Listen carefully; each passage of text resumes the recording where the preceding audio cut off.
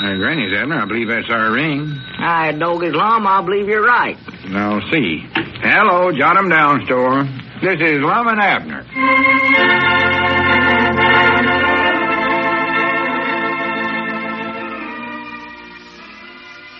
And now, let's see what's going on down in Pine Ridge. Well, Lum and Abner discovered that Squire Skimp did not hustle the supposed kidnapper, Mr. Finley, out of town as he said he had, but instead he was keeping the injured Mr. Finley at his own home. This put the old fellows on their guard, and they have refused to sign the store over to Squire as previously agreed, or to let him send the baby to Mr. Blair, the lawyer. Instead, they have decided to write directly to Mr. Blair in an attempt to find out exactly how they stand in the gold mine case. As we look in on the little community today, we find Lum and Abner in their jot-em-down store and library, just finishing the letter to the lawyer. Listen. Yeah, I'd ought to get it. I'll sign it. Yours truly, Lum Eddard. Yeah. Now, as soon as Mr. Blair answers this letter, we'll find out the truth about a few things that's been going on lately. Well, you want me to take the letter over to Dick Huddleston's and mail it right now, Lum? Yeah, as soon as I address the envelope here. Oh, yes. Better back it first. Mr. B.W. Blair. Yeah. Well, for goodness sakes. What's the matter? Oh, we don't know Mr. Blair's address. Why? Doggy, that's right, ain't it? Why, sure. Squire never did show us none of them letters he's been getting from Mr. Blair. Well, Lum, won't he get it if you just write it down on the envelope what town he's at? Well, we don't even know that. Huh? He might be in the Black Hills or in Kansas City or most any place. Yeah. I don't recollect Squire ever saying exactly where the lawyer was located at. No, I don't believe I do either. Well, just call up Squire and ask him. Oh, no, we can't do that. We don't want him to know we're writing direct to Mr. Blair. Oh, yeah, that's right, yeah. Wait a minute, I know what we can do, though. I'll call up Dick Huddleston. Dick? Yeah, he'll more than likely recollect the address on them letters Squire's been getting. Oh, yeah, that's a good idea. Sure, he ought to recollect that, because Squire's been getting 2 or 3 a day, it seems like. Yeah. Lots of them special delivers, too. He'll recollect it. It was curious that Squire never showed us none of them letters. Yeah. I never realized before now that we never got to read none. Oh, wait a minute. Hello? Is that you, Dick? This is Lum. Yeah. Oh, just tolerably. Say, Dick, did you take any particular notice of them letters Squire's been getting from a Mr. Blair? Well, you must have saw him. He's been getting them every day for a couple of weeks now. He ain't. Ain't what, Lum? Dick says Squire ain't received no letters except a couple of advertising folders lately. Well, I do know. Hello? Are you sure about that, Dick? Well, didn't he get some special delivers? Oh, bound to the damn. He never, huh? Well, there must be a mistake then. No, nothing important. I'll tell you about it later. Yeah. All right, Dick. Much obliged. So long. Never got no special delivers neither, huh? No, not even a telegram. Well, I reckon where Squire's been getting all this information from, Lum. Granny's, I don't know. Wait a minute, I got another idea. You recollect once Squire said he talked with Mr. Blair on the long-distance phone? Yeah, I recollect that. He called Mr. Blair. Well, maybe he's been doing all this by telephone. Oh. I'll ring Mamie and see what she can tell us. Yeah, that's a thing to do. Ask her. Yeah, she'll recollect. Don't let her get started asking how me and you and everybody's feeling. Oh, you'll be there all day. No, I'll keep her off of that subject. Yeah. Hello? Mamie? This is Lum Eddards, and I wonder if you... I'm fine. Here we go. Like this, I'm fine, Abner's fine, so's Elizabeth and Cedric and everybody in town. What'd she say, Lum? She says not everybody, because the oldest Abernathy boy's got the shingles. Oh, which one's that, Kenneth? I don't know. Listen, Mamie, I'm sorrowful to hear that, of course, but I ain't got time to discuss it right now. Kenneth. I just wondered if you recollected whereabouts Squire Skimp's been getting them long-distance telephone calls from. No, in the last couple of weeks. He ain't. Not none? Oh, you must be mistaken, Mamie, because I had a call myself. Feller called me from Kansas City not long ago. Got shot whilst he's talking to you too long. Well, I do know. Much obliged, Mamie. No, that's all. Goodbye. Didn't Squire make no long-distance calls neither? No. Mamie says there ain't been a call in there since that one me and you made to the newspaper office at the county seat. What about that Kansas City call that we got? No. She says we never got none. Well, you did, too. I heard you talking, Lum. Well, it must have been somebody calling from right here in town, I reckon. Well, that fella was shot while he's talking on the phone, and if that happened here in town, well, we would have heard about it by this time. Well, now that I think about it, I don't believe he actually got shot, Abner. Huh? Well, we never seen it happen. We No. just heard the shots over the phone, then the fella stopped talking. Yeah. That could have just been a trick. A trick? Yes, sir. Well, our dog is Lum, then the baby's papa must still be living. That's who that fella on the phone claimed he was, didn't he? Yeah, that's what he claimed. Of course, this Mr. Finley claimed the same thing. Well, you reckon them two is the same feller? No, I've heard both of them talking. They don't sound like the same at all. They don't, huh? Besides, the baby's papa's name is Guthrie, according to that report Squire got from that research bureau. Wait a minute. Huh? I bound you Squire never got no report from them. We never seen that report, did we? No, Squire had a paper with him that day, I recollect that, but he read it off. He never let us look at it. Granny's Abner, you know what I think? What's that? I think there ain't no research bureau with that name. Squire just made that up. He did. And I don't think there's a Mr. Blair or a Mr. Guthrie or a Ms. Carteret or a Ms. Logan, and I don't think there's any mining experts in jail, neither. Fact is, I don't think there's a gold mine, even. No gold mine? No, sir. Well, then what's this all about, Lum? Who's that baby belong to? I don't know. It's got me stumped. Who was that woman that left him here at the store? And what about them ads in the newspapers, the one that had that inner signal in them, like we found in a baby's locket? No use asking me. Of course, we know this Mr. Finley's got something to do with all of this, because he's got that same insignia on the back of his watch. Yeah. Leastways, we think it's his watch. Well, it must be. We found it on the floor that night after he was in here. Reckon we ought to give that back to him, Lum. Well, no, not just yet. Might come in handy, though. You never can tell. Well, I believe... Oh, wait a minute. Look there. There comes Squire up out there, Lum. Squire? Yeah, right there. And he's got a number. I reckon what kind of a story he's cooked up for us this time. Oh, he'll have something studied up. You can depend on that. I know one thing. I'm glad we seen through this little scheme before he got to the store and got it away from us or got any money from... wait a minute, though. He did get something. Huh? He's got that note we signed for $1,100. Doggy, that's right, ain't it? Well, here... mind out. Here they come. Be careful what you say now.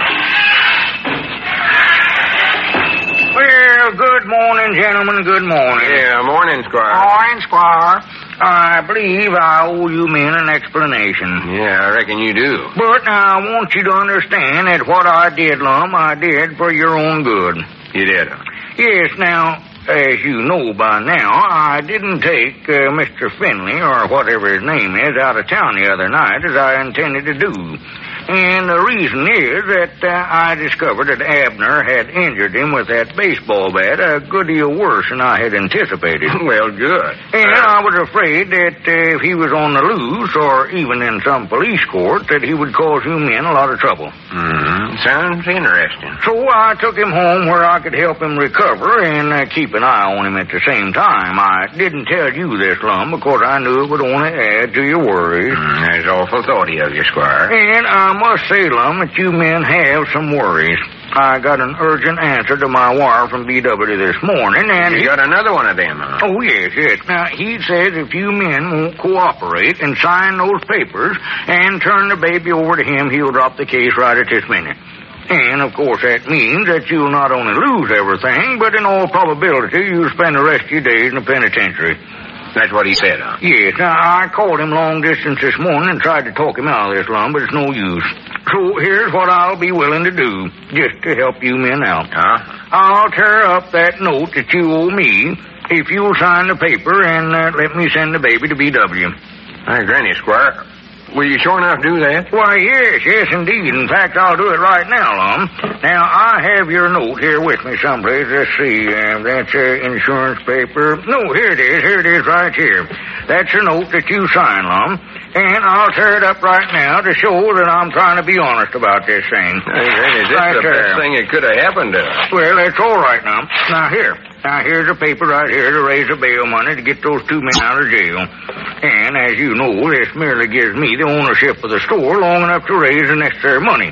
Now, here's your paper. Just sign right there on the bottom line, Lum. Oh, Well, I just happened to recollect something, Squire. We got a letter from B.W. ourselves this morning. What? You got a letter from B.W.? Yeah, I don't know why he wrote direct to us, but he said we didn't need to raise that money after all.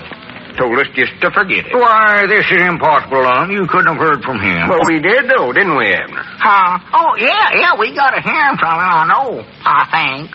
Well, now, just a minute here. Where did you get this letter from? Same place you've been getting them from yourself, Squire. Exactly the same place. Why, this is impossible. He doesn't even know your address, Lum. All right, Squire. No use either of us playing this game no longer. What's that? We know you ain't got a single letter or telegram or nothing else from this Mr. Blair. And we got proof, too. Why, this is ridiculous. I've never heard of such a thing in all my life. And another thing, we ain't going to sign no papers or give you the baby, neither one. What's that? After I tore up your note? Why, this is blackmail. I'll have the law on you for this, Lum. I'll sue you for blackmail and kidnapping. I'll take this to the Supreme Court. Take it anywhere as you want. I'll sue you within an inch of your life. You'll rue this day, Lum Edwards. You'll rue this day. Abner, quick, whereabouts is that watch at? Watch? Yeah, that one we found on the floor the other night. Oh, I got it right here in my pocket. There it is. What do you want that for? Let me look at it quick. There, yeah. Uh-huh. Granny's, that's it. Just what I thought. See, there's a couple of links of chain still on it. Yeah. Well, it's the same kind of a chain that Squire wears. Squire? Just now, when he swung around, the chain slipped out of his pocket, and I seen there weren't no watch on it. Well, then this is Squire's watch, Lum. Yes, sir. Well, what does that mean? I don't know, but I believe we're closing in on old Squire. Well... Wait a minute. Maybe we ain't neither. Now, what's the matter? Look at them slips on the floor there. The one Squire tore up. Oh, well, that was that note that we signed, Lum. Note, nothing. Looky here, Abner. This weren't nothing but a blank piece of paper he tore up.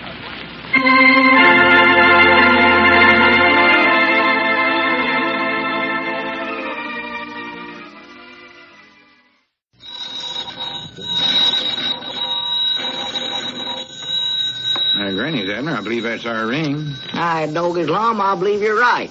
Now, see. Hello, jot 'em down, store. This is Lum and Abner.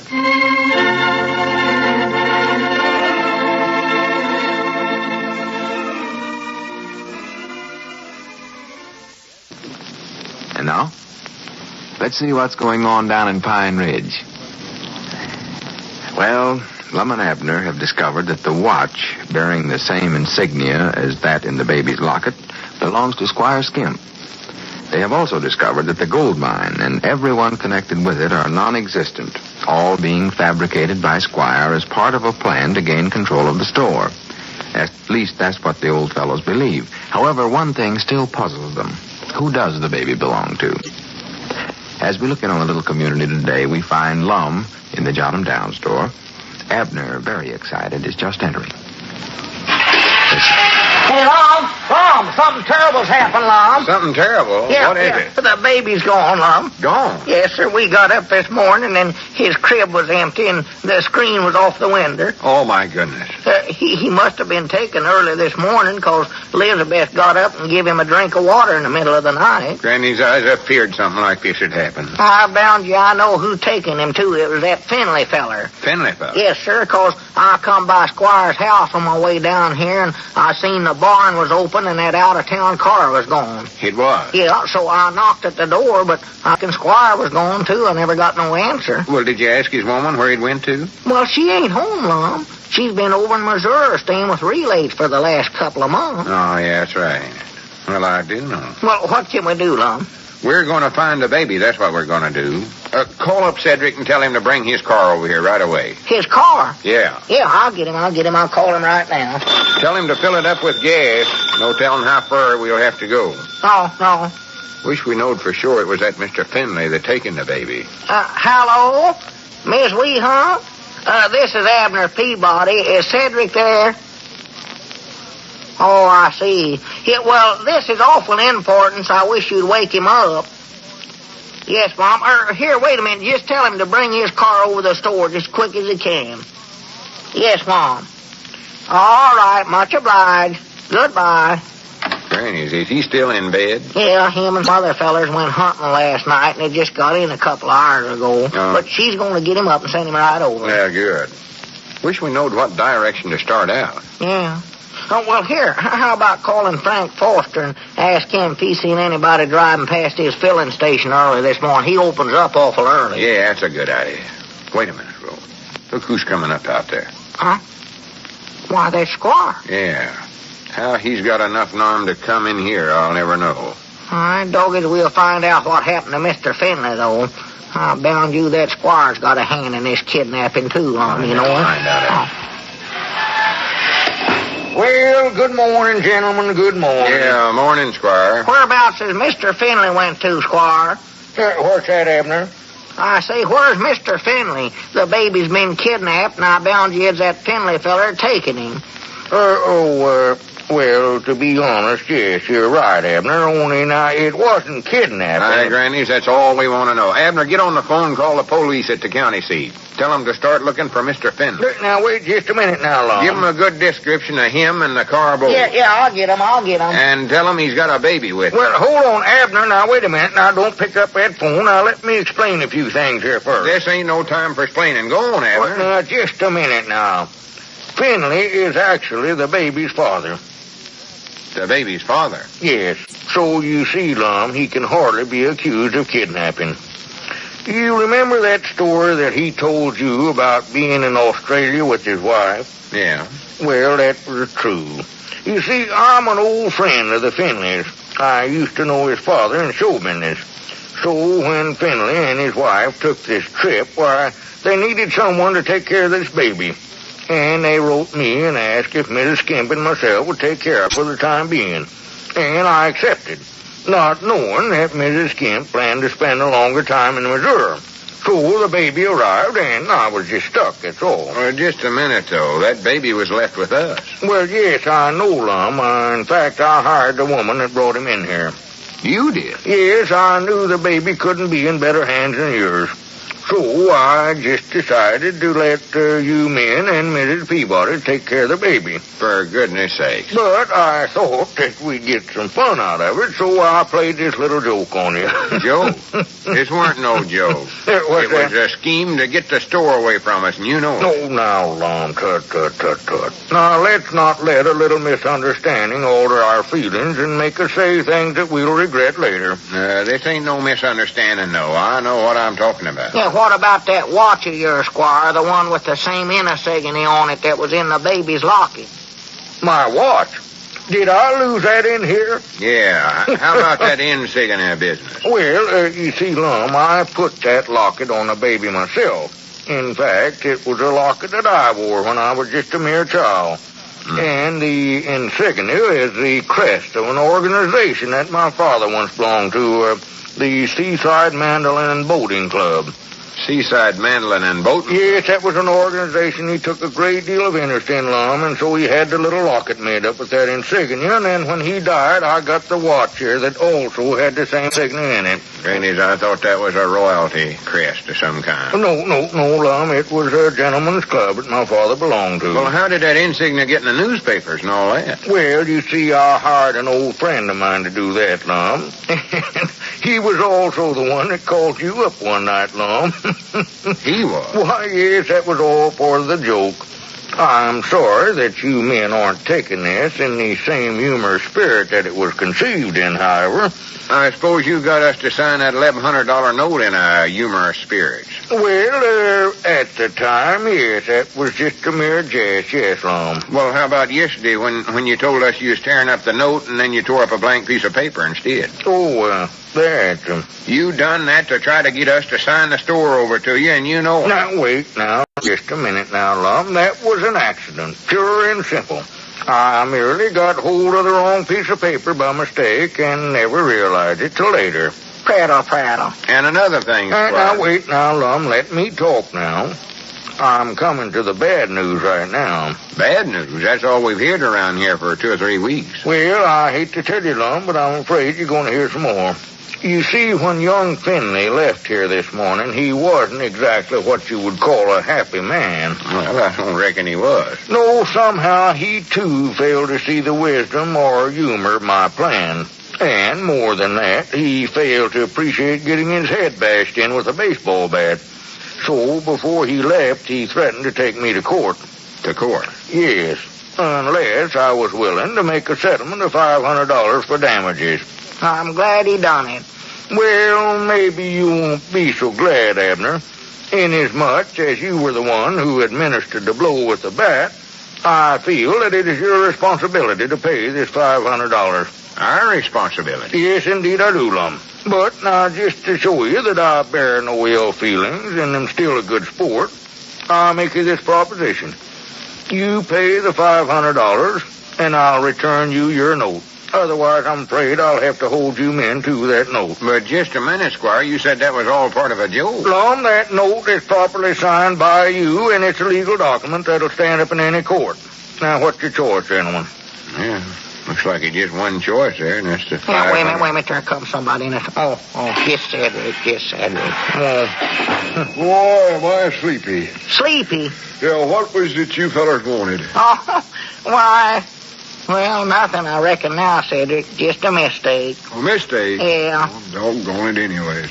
I reckon this must be my unlucky day. Unlucky? Yes, Mom. Never caught a single thing on our hunting trip. Well... Never even seen a squirrel. Huh. But you know what I seen climbing in your window early this morning, Mr. Abner? Huh? Oh, did you see me, Cedric, or that is, I mean... You?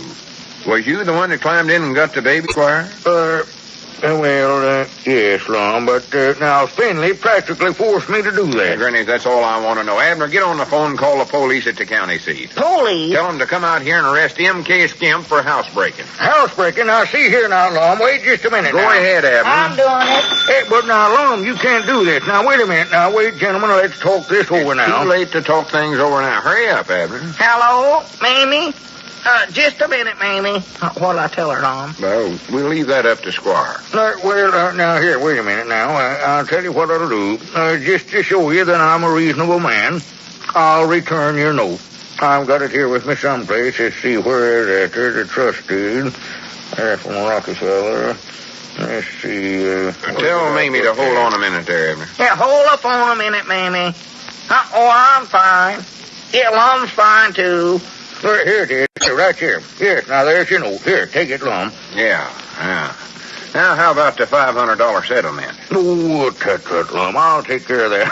In fact, I intended to do it all the time. All right, Abner, you can hang up now. Mamie, we don't want to make a call after all. Huh? Oh, Squire's just fine. I reckon. Goodbye. Well, I reckon that takes care of all our business now, huh? Yes. And, I want you men to know that I hold no grudges against you for anything that's happened. Not a thing in the world, gentlemen, not a thing. Well, good day, man. Yeah, good day, Squire. Dogged, we sure got old Squire that time, Lum. Yeah, I believe we did, Abner. His little joke finally turned out to be a $500 joke on his sales. Sure did. I'm glad Cedric come along when he did, though. Mom. I say it's a lucky thing you seen Squire climbing in my window over there. Squire? Yeah. I never seen him climbing in no window. You never? Well, didn't you say you seen somebody? Yes, Mom, but that weren't no humming. That was that tomcat of yours I seen climbing in there.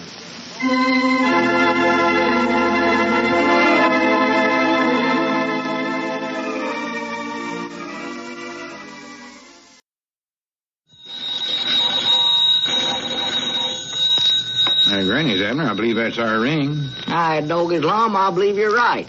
I'll see. Hello, jot 'em down, store. This is Lum and Abner.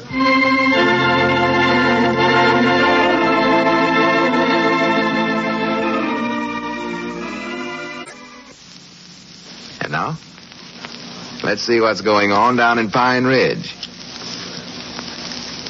Well, everything's happy at the Jot 'em Down store once again. Lum and Abner are rid of their financial worries and threats of imprisonment, and their foundling baby has been identified as the Finley's child, and he's home safe and sound with his parents. The only unhappy person in town is Squire Skimp, whose elaborate scheme to get the old fellow's store boomeranged and left him with a $500 damage bill to pay. As we look into the little community today, we find the old fellows busily working in their Jot 'em Down store and library. Listen. You better sweep out good in them corners, too, Abner. Yeah, I will. Can't sweep at one place at a time. Granny's, we sure let this place run down the last few weeks. Looks a sight in here. Yeah, well, I just ain't felt much like cleaning it out good late, Lum, 'cause I just figured Squire was going to get it away from us anyway. Yeah, we don't need to worry about that no more. No. Yes, sir, it sure feels good to get rid of all them worries and troubles. Yeah, it sure does. Last night was the first good night's sleep I've had in I don't know how long. Well, Generally, I wake up 2 or 3 times, start wondering if we're going to the penitentiary or if somebody's kidnapping the baby or something. yeah. Well, that baby gets an awful lot to worry about while he's here. Yeah, he did. Yeah, I'm sort of glad he's back with his papa and mama now. Yeah, well, that's where baby belonged, with his papa and mama. Of course it is. Me and you ought never to have took care of him in the first place. No. A couple of old fellers like us, and me a bachelor, too. Yeah, we ought to know better than they ever tried it. Yeah, well, I'll admit it was a mistake, all right. What do you want me to do with this, Lum? With what? This here rag doll that little Charlie used to play with. Found it in the corner here. Oh, yeah. Well, what'll I do with it? Huh?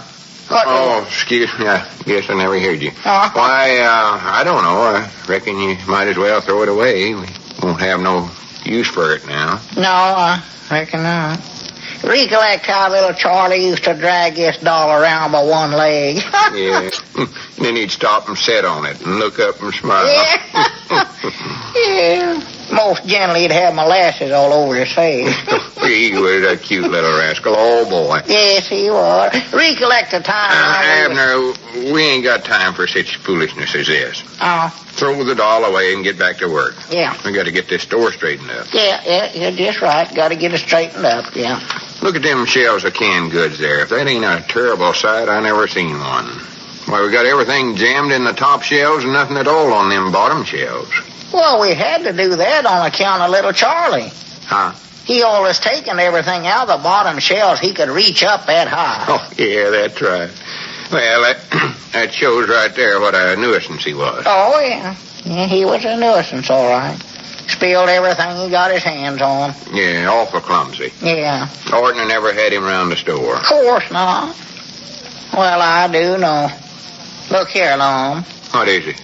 Look along the edge of this lower shelf here. See here? Look there, little Charlie's teeth marks right there. Teeth marks? Yeah. Don't you recollect how he'd grab holes here and stand up and use a shelf for a teething ring? Well, See? son, dear goodness, he was a cribber, wasn't he? Oh, yeah, must have been. Granny, he was just cutting his teeth, was all. Yeah. Look here, them ain't the cutest things, little bitty teeth marks. Just look at them there. Let's see, he had 8 teeth. Believe it was 8. No, there were 7. Oh, he had more than that, Lum. No, he never. 4 up above and 3 lower ones. I know, 'cause I counted them 1,000 or 100 times and got my finger bit 2 or 3 times. Yeah, but he got a new one just the other day. No, he never. He did done it. Now, just call up Elizabeth and she'll Wait tell a you. minute. I ain't going to waste my time arguing over something as unimportant as that. Get some sandpaper and smooth out them edges there. Somebody's liable to get slivers off of that. Smooth them out. Wait a minute. Let them go. Leave them there. It won't hurt nothing. No, I don't believe it will neither. Kind of No. cute there, ain't they? Yeah, yeah, let's just leave them there alone. Yeah. What if they do get some slivers in somebody's hand? Oh, it won't hurt nothing. Just leave them right there. Well, we better get busy here. We never will get the store in shape the rate we're going. Body'd think this was some kind of a kindergarten instead of a big business establishment. From now on, we're going to pay strict attention to business here and nothing else. Yeah, that's a No good more idea. babies. I'm for that. I'm for it. Yes, sir. And another thing, we're going to set a regular time to open up the store in the morning and to close it up at night. All right, I'm for that, too. Anything. Well, here comes Grandpa. Yeah, now there's something else. No more checker playing during business hours. Well, I won't pay no. Well, howdy, Grandpa. Come on in. Howdy, Abner. Howdy, Lum. Well, for the land's sakes, now what's wrong with you? Got the longest face I ever seen. Oh, Dad, blame it all anyways. I just lost the Cherry Hill Horseshoe Championship today. My dog, is it that tournament's being held today? Yes, sir. Lost the championship, I did. That's the 3rd year now that I've lost that Cherry Hill Championship. Well, here, wait a minute now, Grandpap. You couldn't have been over to Cherry Hill already today. Facts is, they don't generally hold that tournaments till afternoon. The picnic starts in the morning, but... I know all that, Abner. I know when it starts. Well, how could you have lost it already then? 'Cause I can't get there, that's why. Huh? If I ain't there, I can't win, can I? Oh, no, I reckon not.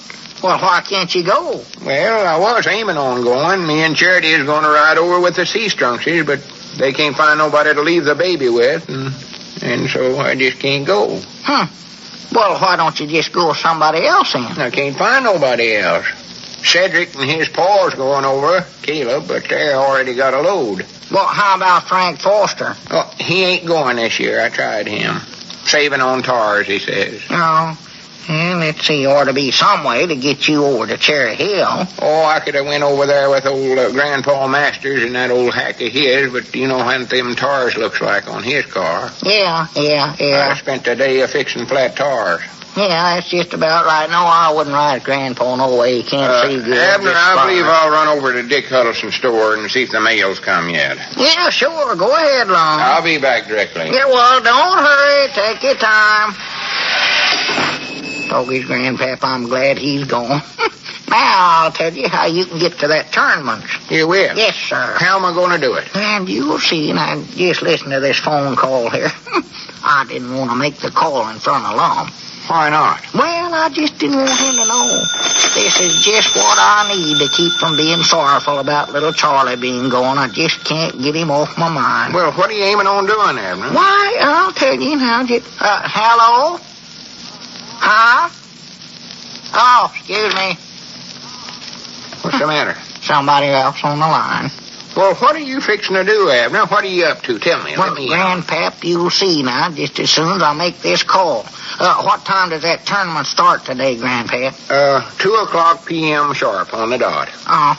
But I got to be there a little before that to get my throwing arm limbered up. I always have to practice a little. Oh, yeah, sure, yeah. You want to get in a little practice. But don't worry, you'll be there. Oh, I could beat him with my left hand if I wanted to, but I'm gonna win that this year and know the reason why. Yeah, well, that's the thing to do. Quit fooling around and win it. You always think you're so smart that you don't try your best. Oh. You beat before you know it. 5 years ago, I got beat because I went in there cold and never got my chunking arm limbered up. For the land sakes, I don't want to listen to that. I'll try this ring again here. Of course, I'm feared you won't win the championship, though, Grandpa. I will, done it. You wait and see. I've got money says I'll win it. Well, you never have win it. No other year you entered over there. I was cheated. A youngin' in the crowd kept cracking peanuts, and it made me nervous. Made me hungry, Such too. excuses. Hungry for goobers. Hello? Who is this? Oh, well, this is Abner Peabody, honey. Is your papa or mama there? If you will, please, yes. Who are you calling that? Oh, there comes Lum back. Mind out, Abner. If you don't want him to hear you, mind out. Hello? Well, say, I'll call you back in just a little bit. Yeah, I got to wait on a customer, I think. Goodbye. Grandpap, now don't say nothing about this to Lum. No, I won't. I tell you better run on over the place and get ready, and I'll phone you just as quick as I can. Yeah, all right. Well, don't forget, though, I got to be there for 2:00 p.m. sharp. I won't forget. You'll be there. Yeah, hello, Lum. Goodbye. I'll see you later. Well, wait a minute, Grandpap. Where are you going? Oh, just over to the place.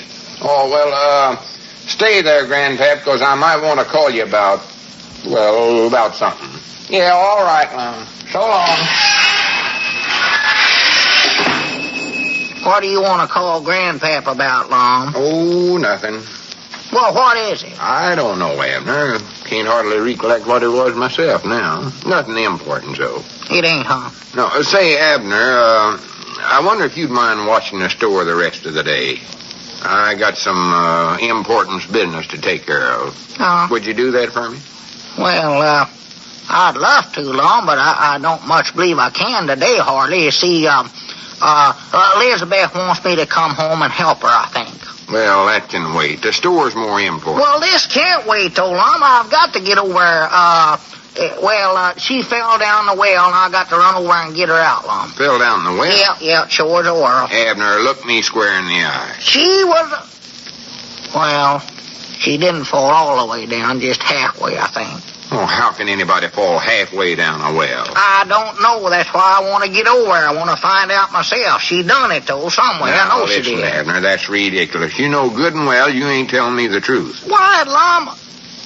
Oh, well, no, I ain't, Lum, but you ain't neither. Now, I know what you're really going to do. You're going to Cherry Hill for that horseshoe tournament. Well, I ain't no such a thing. You ever done it? Just 'cause that's what you want to do, that Me? ain't no... I ain't aiming on going over there. Well, what are you planning on doing then? Why? Well, sounds plumb silly, Lum. I sort of hate to admit to it. Come on, what is it? Well, you must know why I was going to call up Miss Seastrunk and tell her that I'd take care of their baby so they could go to the tournaments. Is that what you're going to do, sure now? Yeah, I know it sounds silly, Lum, but just to be honest, I'm so dad blame lonesome for little Charlie. I just got to have a young'un around me. Well, you're too late, I'm feared, Abner. Too late? Yeah, I've already called up Miss Seastrunk and got the job myself.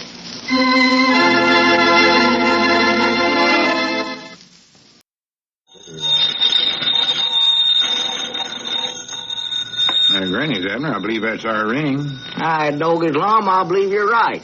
Now, see. Hello, jot 'em down, store. This is Lum and Abner.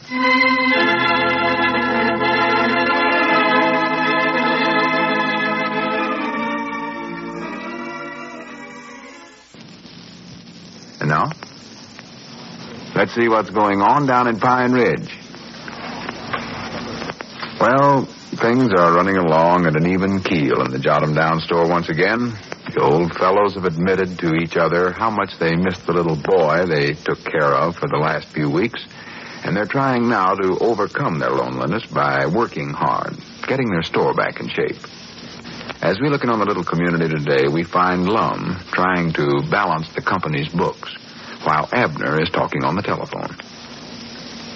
Listen. Oh, I'd love to the worst way, Walt. Just a minute. I better ask Lum first, though. Hold the phone. He's right here. Lum. Yeah. Walt Bates wants me to go on a little fishing trip with him. Fishing trip? Yeah. We'll just be gone a couple of days. Well, when's he aiming on starting? Yeah, about a half hour. Half hour? Yeah. Well, you can't go now, Abner. We got work to do. Huh? Well, that can wait, can it? No, it can't wait. You tell him no. Well, now, Lum, I need a vacate. I never got to go to that picnic over at Cherry Hill yesterday or nothing. Well, I can't help that. You can't leave right now, and that's fine. Well, now, Lum... Tell Walt you can't go. Oh, all right. Hello? Walt? 62 or 6. I reckon I can't make it. Well, we got work to do, Lum says. 32. Well, I'm sorry too, Walt. Yeah, maybe next time. Yeah, all right. Much obliged for calling. Goodbye. Dad, blame it. Now, stop grumbling, Never Abner. get to go no place. If you hadn't got the cash book and the charge account ledger into such terrible shape, I'd let you go. Me? Well, I ain't in charge of them books, Lum. That's your department. You're the one that balances them and all that stuff. Yeah, I know, but you make entries in them, and that's what's got me way off here. Nah. I can't even come close to making them balance with some of the items you wrote down here. I just write them down the way you've told me to do. No, you don't know such a thing. Well, if I don't, it's 'cause I'm nervous and run down and I need a vacation. Oh, now, don't start that. Well, why can't I go with Walt? I've already told you why you can't. I need you here to explain what you wrote down here. After we got this all straightened up, then you can go somewhere. Yeah, but when will that be, though? Oh, next week, maybe. Yeah, that's what you always say. Next week, maybe. Next week. Well, I mean it this time, Abner. I'll tell you what. As soon as we get everything in good shape here, we'll just close up for a few days, and both of us will take a trip somewhere. Can I depend on that? I give you my word. Solemn. Now, we've been sticking pretty close to the store here late, and I feel sort of like I'd like to get away for a short spell myself. Yeah, well, I'd still like to go with Walt. I don't see what difference Just forget that, Abner. Dog it, I believe I'll go anyway. I don't have to take orders from you. Now, listen, Abner, if I catch you going out that door today, I'm going to whop you right on top of the head. Now, sit down here and help me figure this stuff out. Well, all right. What is it you want figured out? Well, first of all, I want to call your attention to this page here. Which one? Now, just look at this. Ah. Wait a minute, I'll read it to you. Listen. M.K. Skimp, 2 cans of tobacco, 40 cents. What's wrong with that? Ms. Abernathy, flour, lard, and sorghum, $1.11. Grandpap 5, Abner 4. Grandpap 7, Abner 2. 2? To what? I never charge nothing to myself. All right, now, don't try to act like you don't know what that is. How many times do I have to tell you and Grandpap not to keep score of checker games in the account book? Oh, well, Grandpap must have wrote that down, 'cause I know he never won no 7 games from me. Now, don't try to put the blame on Grandpap. This is your handwriting here. Look at there. I don't care what it looks like, Lum. Grandpap never win no 7 games from me. I can tell you that right now. There's the cheatin'est one human I ever played checkers with in my life. Wonderful, Earl. Oh, hello, Cedric. Yeah, howdy, Cedric. What is it you want, Cedric? Anything particular? Yes, Mom. Uncle Dave's coming to visit us, and I got to get a bed for him to sleep in. Well, you got an extra bed over at your place, ain't you, Cedric? No, Mom, not no more. See, I collected it in that last salvage drive for old Arn and stuff. Oh. Now I got to borrow one someplace or rent one or something. Oh, well, let's see. I don't know hardly where to suggest, Cedric. I've got an idea. Huh? How about selling Cedric one of them handy folding cots we got in the store? Folding cot? Yeah, don't you recollect we bought 4 or 5 of them from that drummer that come through here 3 or 4 years ago? Oh, them things. Doggy, that's so long ago, almost forgot about them. Well, Lum, they ain't no good. Well, why ain't they? They just ain't. Well, they're plenty good enough for Cedric's Uncle David. Them cots are awful comfort, Cedric, the drummer said. Yeah, but Lum, there ain't nobody alive that knows how to put one of the things up. Why, there ain't nothing to it. Whereabouts we put them things? Why, I think they're back over there behind them overalls. Seems like that's where I seen them last. Well, get one of them out. I ain't saw one of them in a couple of years. Me neither. I'll look over here and see if I Well, no use doing that, Mr. Abner, because I don't think I'll want one of them. I never could figure out how to work them things. Why, it's simple as ABCD. All you got to do is follow the directions. I recollect when that drummer was here, he give us a demonstrate, and it just taken him 30 seconds to unfold it and set it up. Did he sure enough? Just 30 seconds? Yes, sir. He had me hold a watch and time him, so I ought to know. Recollect he smoked a cigarette all the time he was doing it, too. Well, I don't think I could do it then, because I don't smoke. No, I don't believe I want to buy none of them. Yes, you do, Cedric. You've had them things in stock for 4 years now, and it's time we're selling one of them. We'll make him a bargain, won't we, Abner? Yeah. Can you find them all right? Yeah, they're here all right. They're stuck. I can't... Yeah, I got it now. Very good. Is there directions with them? I reckon so. Here's a little pamphlet or some kind hung on there. I reckon them's the directions, ain't they? Yeah, that must be it. I still don't think I want to buy one of them, Mr. Lum. Yes, you do. Now listen to this, Cedric. The new Daisy Handy Andy folding cot can be put up in 30 seconds. See there? I told you, 30 seconds. So simple, even a child can do it. The child's a genius, he can. Here, Cedric, you take my watch and time me. I'll prove to you it can be put up in half a minute. Half a minute? The direction said 30 seconds is all. Oh, nothing. That's the same. Yeah. All right, start timing, Cedric. See, where are them directions? Yeah. Unbuckle straps at top and bottom of pack. Oh, that's this and here and that and there, I reckon. Simple enough. Unfold top half of cot, making it form straight line with bottom half. Nothing to it. See there? Yeah, wait a minute, Lum. You got one of the legs caught in your suspenders there. Watch out now. Oh, yeah. Well, that leg wasn't supposed to unfold yet. Must be a loose hinge there. Yeah, watch out, Lum. That other leg's unfolding now. No, wait a minute. Here, I'll push it back where it belongs. Yeah, that'll happen. Wait, you got my other spender caught in it now, Abner. Pull the leg back this other way. Oh, yeah, I'll get it. Well, wait a minute. It's stuck now. Well, pull hard. Well, be careful you don't break nothing now. Yeah, well, here, Lum. Here, just a minute now. Sit down on the floor if you can, Lum. I believe I can get a better grip on it that way. That's it. Sit right down. Hands up. Wait, Cedric. This don't count. I got sort of mixed up there. Don't start timing until we get this untangled here. Now, can you get it, Abner? Doggone, I don't know where that can is. Oh, there it is. There it comes. Oh, wait. Be careful with that, Abner. Excuse me. I'm sorry. Now, that got it. Here, give me a hand. I'll help you up, Lum. No, I believe I can work this better down here, Abner. Let's see. Careful now, Lum. Where's them directions now? Oh, there they are, hanging right there. Let me look at them again. I must have got that wrong. Misread it. You must off somewhere there. I never seen nobody tangle up like you are. Now I'm all set again. All right, Cedric, start timing again. Yes, Mom. Of course, you got a head start this time, Long. No, I ain't. It's the full leg A over across leg B and fasten strap C at point B. Now, wait a minute. Whereabouts is strap C? Yeah, look out, Long. Leg B's caught in your suspenders again. Here, wait a minute, I'll help you. No, I'll get it. I'll get it out myself. Yeah. Child can do this. Careful, Long. That other leg, they're caught in your suspenders in the back there. Watch it, Long. That blameless thing. That drummer never had no trouble like this. He must not have wore galaxy. I don't recollect where they did or not. Oh, wait a minute, Long. Here's strap C right here. Now, do you want that now? Yeah. See, there's got a C on it. Yeah, maybe that'll help. Let's see. Fasten at point D. Watch out, Long. Look what you're doing there. You got that strap around your leg. You're fastening yourself to the cot there. Huh? Wind it back the other way. Not that way. Around the other way. What other way is it? Here, let me do it for you. Here, we'll straighten up so I can get to it. I can't straighten up. Something's holding me here. Oh, no wonder you got your suspenders fastened at point D.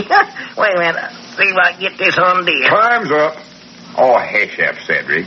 Do something there. Well, Don't just sit there. I'm trying to figure this thing out, Long. Let's see. I believe if we pull this strap here right around and back of you like go this. by the direction. No, Oh, don't go that direction. way. Here, let me have it. No, don't do that now, Long. Well, I doggies, now you have got it tangled up. Look there, you got a knot in it. Untangle it. I can't move my arm now. Doggies, let's see here, Long. I can't figure out what you did here. Hold still. Want me to start timing again? No, Cedric, just keep quiet. Let's see now. Maybe if we unfold leg E and F over this way. Don't do that. What'd I do, huh? What's the matter? I don't know, but I can't move at all now. Get me out of this, Abner. Can't move. For goodness sakes, do something. Just a minute. Don't be so impatient. Doggies, wait, are you sure you can't move, Long? Of course not. I can't move a muscle. Well, come on now, try hard. What do you think I'm doing? Well, try harder. This feet. Abner, I told you I can't move. Do something. Get me up from here. All right, don't get out of the way, Cedric. Let me get to that telephone. Who you going to call, Mr. Abner? That drummer that knows how to work these things so Just fast? wait a minute. Wait and see. Now, don't try to call him, Abner. He's in St. Louis or someplace. Get somebody right close here. Dick Huddleston or something. Hello? Walt? Just a minute. Can you move yet, Long? No, of course I can't. Hurry up. Walt, throw in an extra fishing pole. I doggies, I'll be right with you. Yeah, goodbye.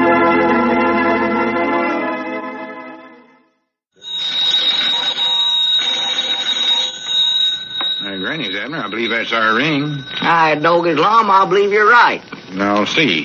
Hello, jot 'em down, store. This is Lum and Abner.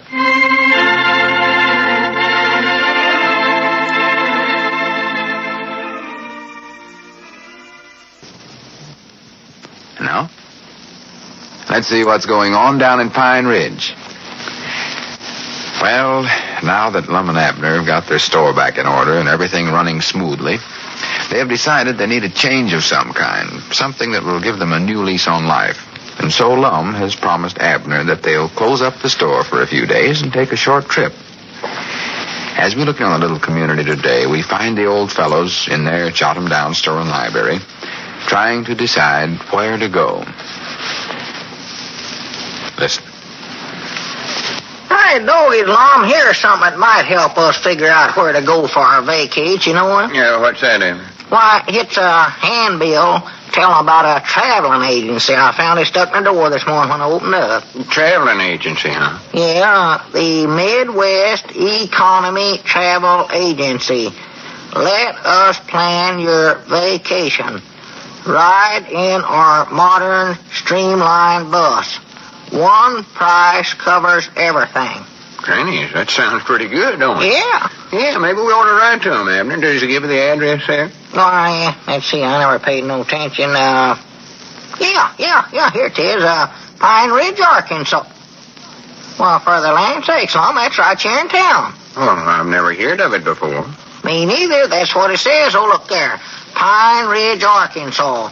1 door south of Dick Huddleston's store. Oh, fine, Dick, isn't it? 1 door south, huh? What it says. Well, there ain't nothing there except that little 2x4 place where Earl Pomeroy used to sell magazines and knickknacks. Yeah, well, that place is all run down, old Lum. That roof might now fall in on that thing. I know it is.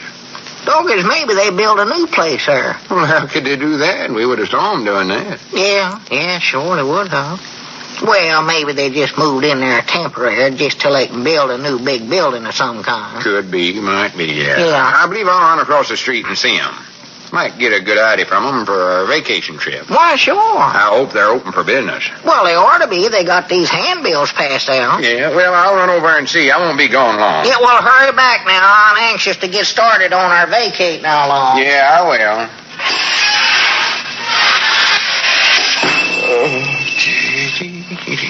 Well, howdy, Miss Barton.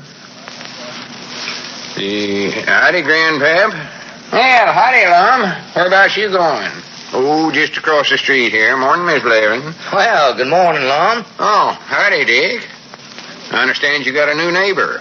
New neighbor? Yeah, some travel bureau or something. Oh, yeah, I guess so. I noticed the sign this morning, Lum. Haven't had a chance to get acquainted with him yet, though. Well, I'm going in to see him now. Me and Abner sort of planning on going away summers for a couple of 3 days. You are? Yeah, we figure we need to rest. Yeah, well, change never hurts anyone, Lum. When are you going? Oh, we ain't decided yet. I'll let you know, though, Dick. Yeah, do that, Lum. I hope you pick out a nice trip of some kind. Yeah, well, I'll see you later.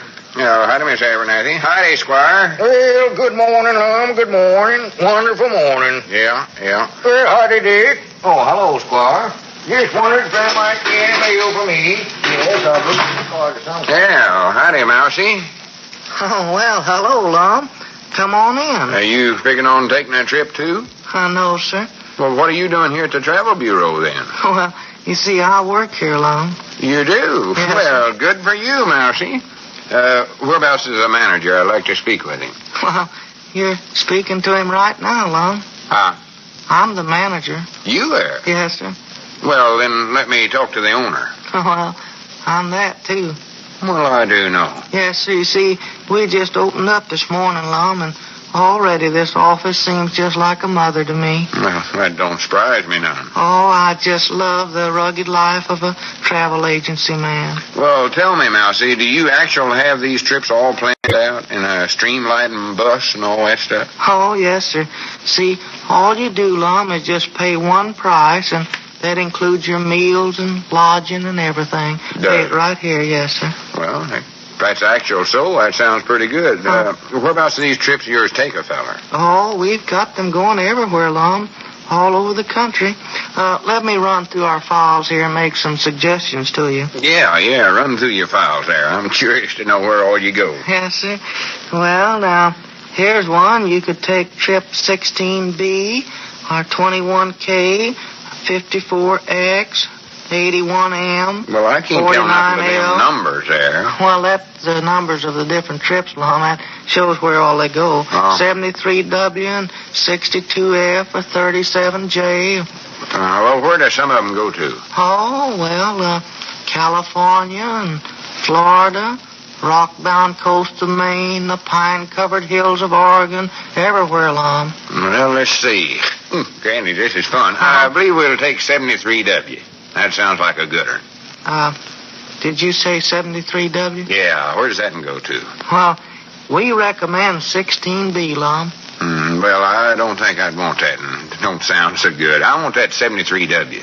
Well, you'll find that 16B is awful delightful, Lum. Well, I don't care. I want that 73W or none at all. Well, all right, but it'll sound an awful lot like 16B. Sound a lot like it. I'm afraid it will. Let's see now. I'll read you the folder on it, Lum. All right, let's hear that. Midwest Economy Travel Tour number 16B.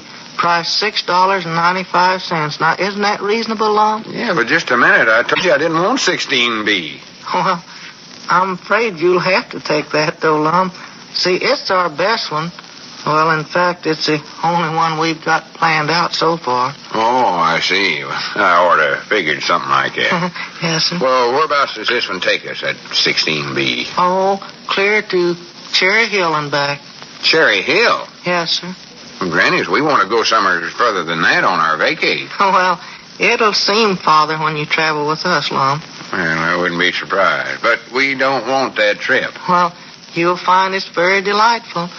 Just listen to the folder here on it, Lum. The Midwest Economy Streamliner bus leaves picturesque Pine Ridge at 6:30 a.m. We recommend all passengers be here not later than 6:15, attired in suitable traveling clothes, including overcoat. Overcoat? This time of the year? Yes, sir.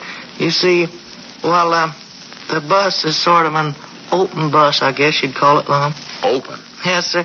More fresh air that way. It's much healthier, and you get the sunshine, and the fresh air. Oh, yeah. Well, I think I've heard enough, Mousey. I better get back to the store. Well, wait just a minute, Lum. You want to hear all of this. We also recommend that all passengers pack a light lunch. Light lunch? Yes, sir. I thought you said that one price included meals, too. Well, it does, Lum, but, confidentially, Lum, I want to tell you the truth about this. Gussie isn't a very good cook, and I'd pack my own lunch if I were you. Oh, I see. Your woman fixes the meals, huh? Yes, sir. Gussie plans to That's all I need to know. Well, I'll drop in and see you some other time, Well, wait Mousey. just a minute, though, Lum. I'm just getting down to the good part now. Well, anything would sound good now. Go ahead. Let's see, where was I here? Oh, yes. We leave picturesque Pine Ridge at 6:30 a.m. and spin down the beautiful highway. The rosy-fingered morning sun filtering through the verdant green leaves makes That's us... a different way than I've ever went to Cherry Hill, I'll say that. Yes, sir. At 6:45, our jolly band halts for a brief sightseeing trip around picturesque Red Rock Quarry. Red Rock Quarry? Yes, you know where that is, don't you? Sure I do. I don't want to stop and look at that thing. It's nothing but a hole in the ground. Besides, I've saw it 1,000 or 100 times. Well, it isn't particularly interesting, I don't guess, Lum, but this stop is also more or less of a precautionary measure, too. It's a what? Well, see, it gives the bus driver a chance to look over the tires. You see, our tires aren't very good, Lum. They ain't. No, sir, but we've got 2 spares. There's nothing to worry about. Well, let's see. I'll continue here. So our jolly band spins on down the highway, and at 7:10, we pause briefly at picturesque old Mac's filling station. Filling station? Yes. Were we out of gas already? Well, no, sir. This is just another precautionary stop, Lum. It gives the driver a chance to put air in the tires that have the slow leaks in them. Granny, that sounds like an awfully enjoyable vacation. Yes, sir. Our gay party speeds on down the broad highway, pausing briefly at 7:30 to view the picturesque silo on Ned Lubbock's farm. Another cautionary measure, huh? Yes, sir. At 8:15 a.m., our holiday band halts at delightful historic Elderberry Grove for a happy picnic lunch. Lunch at 8:15 in the morning? Well, you might as well be doing something while our driver changes tires, Lum. Well, how do you know he's going to have a flat tire right there? Why, he's bound to, Lum. See, we've tested all this out, Lum, and, we had a blowout there during the test. Oh. This is no fly-by-night scheme, Lum. It's all scientifically planned. Yeah, I can see that. At 9:15, we resume our carefree journey, singing many old favorites as we spin down the beautiful highway toward... Wait a minute, Mouse. No use reading any more of that travel cooler, because we ain't going to take that trip 16B. I can tell you that right now. Lum, you'll enjoy its many breathtaking sights. Yeah, I've already saw most of them. You'll toss cares to the wind and meet interesting new people, Lum. We will, huh? Yes, sir. And, we need the money awful bad, too, Lum. You do? Yes, sir. Well, I don't know. In that case, we might consider it, maybe. Oh, will you really? But just for one day, though. We don't want this to ruin our whole vacation. Oh, gee, that's wonderful, Lum. We'll give you a special rate. You're our first customer. No, don't do that. As long as you need the money, why, you better charge us full price. Well, we'll be glad to make you a special rate, Lum. We want you to advertise. Oh, wonderful world. Oh, hello, Mr. Lum. What are you doing here? Why, he's just signed up for trip 16B, Cedric. Isn't that wonderful? Oh, yes, Mom. Can I see you alone for a minute, Mr. Mousey? Alone? Why, I guess so. Would you excuse us, Lum? Yeah, sure. Go ahead. Yes, Cedric. What was it? Here, I'll whisper it to you, Mr. Mousey.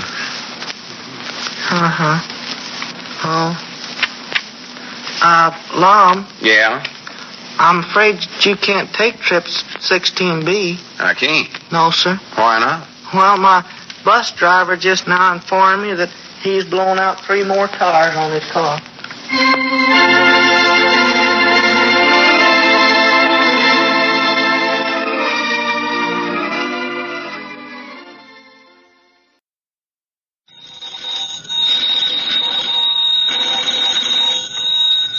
Granny's, Abner. I believe that's our ring. Hi, Doggy's Lum. I believe you're right. I'll see. Hello, jot 'em down, store. This is Lum and Abner.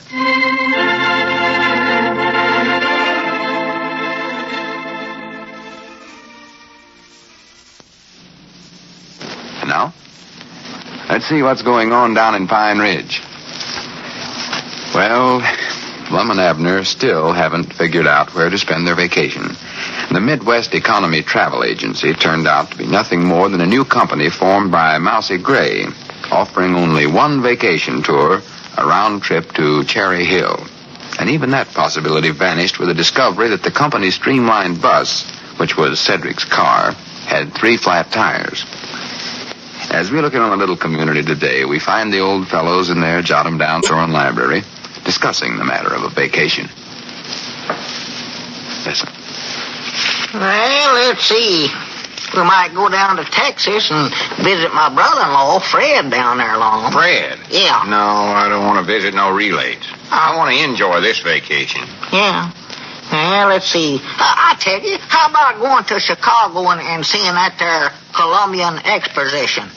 The Columbia Exposition? Yeah, there's something I've always wanted to see. I've heard Grandpappy Spears talk about it so much, I'd just love to see it. For goodness sakes, Abner, that ain't running no more.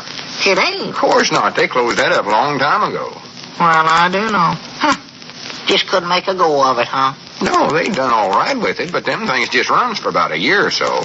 And that was way back in 18-something. Oh. Besides, I believe I had a better idea, Abner. Yeah, huh? Yeah, it's an idea that come to me while I was looking at that book we got in the library over there, Gilbert the Boy Trapper. Oh, yeah, I've read that myself. I don't recollect Gilbert taking no vacation, did he? No, but here's my idea. We ain't going out and trap, are we? No. Why don't we go back to nature? Go back to nature? Yeah. What we want more than anything else is a change, and I believe that kind of a change would do us more good than going to some city or crowded resort. I know it'd be a heap more healthful for us. Well, here, wait a minute, old Lum. I believe I've jumped the track there somewhere. Whereabouts is this nature place at? Well, it ain't no certain place. It's just every place where civilization ain't been yet. Huh? It's up in the hills or out in the forests or down by the river. Places where animals live, but no humans. Doggy, that don't sound like much of a vacation to me, living with a bunch of animals. Well, it is, though. It's good for a man to get away from this city life we live here in Pine Ridge and get back to the land, get back to the good earth, and live like our ancestors done.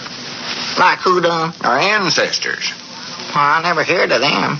I know the Abernathy sisters, but I know they never went out and lived in the woods with no animals. I never said sisters. I said ancestors.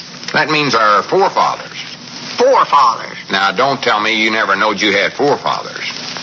Doggies, if I did, there was 3 of them that never showed up around the place. I'll say that. Don't mean that. I mean our relates way back yonder, our great-great-great-great-great-grandpas and all that. Oh, well, why didn't you say so? Well, I couldn't say where they live. But I know my papa and grandpapa both lived in houses just same as we do. Well, I don't mean that we give up living in houses. This is just for a few days, Abner. Just to give us a chance to get close to nature for a change. Yeah. Now, here's what we can do. We'll ride the mail hack out in the country ways, and then we'll get off and just strike out across the country. Well, here, are we going to walk? Why, natural.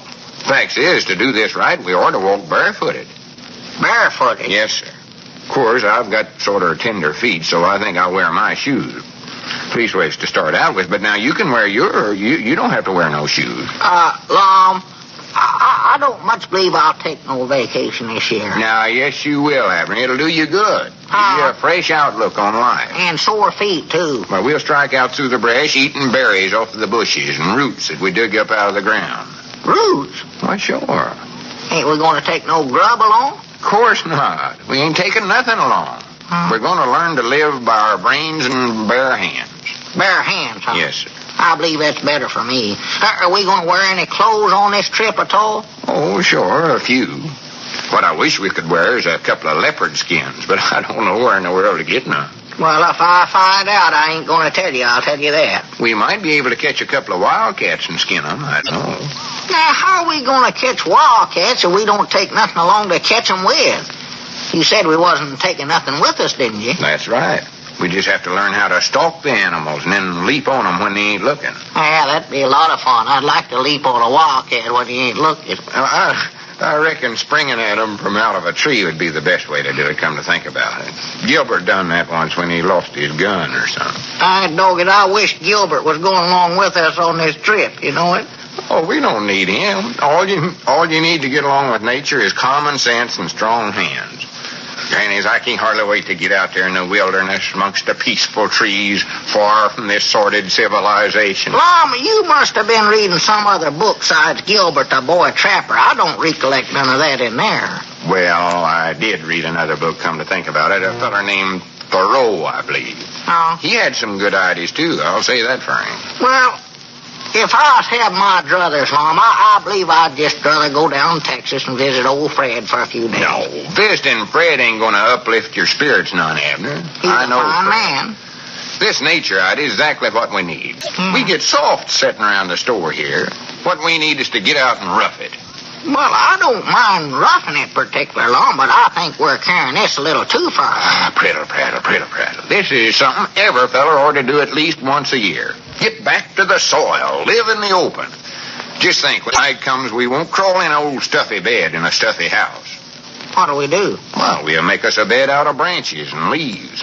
Break the branches with our bare hands, too. Uh-oh. And for a blanket, we'll just use the stars up above us. Okay, that blanket's going to be awful long ways from the bed, I'll say that first. Oh, you love it, though, Abner. It's the only way for a man to live. Yeah, but Lum, won't them branches stick us in the back? And what if there's bugs and things around there? Well, who cares about a few little...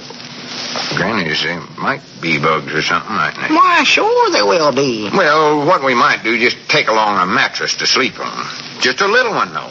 Little old rough mattress. Yeah, that's a good idea, yeah. Yeah, if a feller's going to live a rugged life, he's got to get a good night's rest. I've always said that. Oh, yeah, good night's rest is a thing we'll need, yeah. Then we'll feel good and peppy when we jump out of bed at daybreak. Daybreak? Yeah, that's the time to get up. Get up with the sun. The cool, crisp morning air gives you an awful big appetite for breakfast. Well, what do we do for breakfast, Odie? Just dig up some more roots? Hadn't thought about that. Roots wouldn't taste awful good early in the morning that way, would they? No, I don't much believe they would. I'll tell you how we can fix them, old Lum. We can put some bacon and eggs and some coffee and stuff along with them. That'd go pretty good. Yeah, it would, wouldn't it? Oh, yeah. Well, I'll tell you what we might do, Abner. We might take some bacon and stuff along. Just for breakfast, though, you understand? Yeah, just for breakfast. For our meals, we'll go back to berries and roots. Yeah. But I believe a man's better fit for a good rugged day in the open if he's got a good breakfast under his belt. Oh, ain't no doubts about that. I might eat 3 of them a day. Well, what do we do after breakfast? Oh, well, let's see. Something rugged, I know. Can't think exactly what it is, though. Well, maybe we ought to take a checkerboard along, Lum, and then we could sit there on a mattress and have a couple of games of checkers while we're trying to study up something rugged to do. Well, yeah, we might do that. Yeah. We have to rest part of the day, so we might as well do that, I reckon. Yeah, a little rugged checkerboard. Of course, we just take a small checkerboard. Yeah. We might take some fishing poles along, too, and do a little fishing. Well, we don't need them, because we're supposed to learn how to catch the fish with our bare hands. Bare hands? Why, sure. Gilbert done it that way once when he got himself lost or something. No, Lum, I'm feared that's going to take an awful long time, catching fish that way. What do we do, just dive in after them, or wait till they jump out of the water and then grab them? It might take quite a long time at that. Why, of course it will. Fact, it won't leave us no time hardly to dig roots. That's right. Yeah? Well, maybe we ought to take along a couple of poles and some tackle. Just rough poles, though. Oh, yeah, rough ones. That'll give us more time for all them strenuous things we're aiming on doing. Yeah, rough stuff. Say, Lum, I don't believe we can walk through the brush very far, though, and carry all this stuff we're taking with us. We'll get ourselves all wore out before we even get started. Yes, sir. I was just thinking the same thing myself. Why, sure. A wore-out man ain't no good for the rugged life out in the open. Why, no. Here's what we might do, is ride the mail hack clean up to where the road hits the bend in the river. Oh, right up there by that there, Shady Rest Camp? Yeah, that's the place. Well, say, Lum, maybe we could just stay at one of them cabins there. A cabin? Yeah. What are you talking about?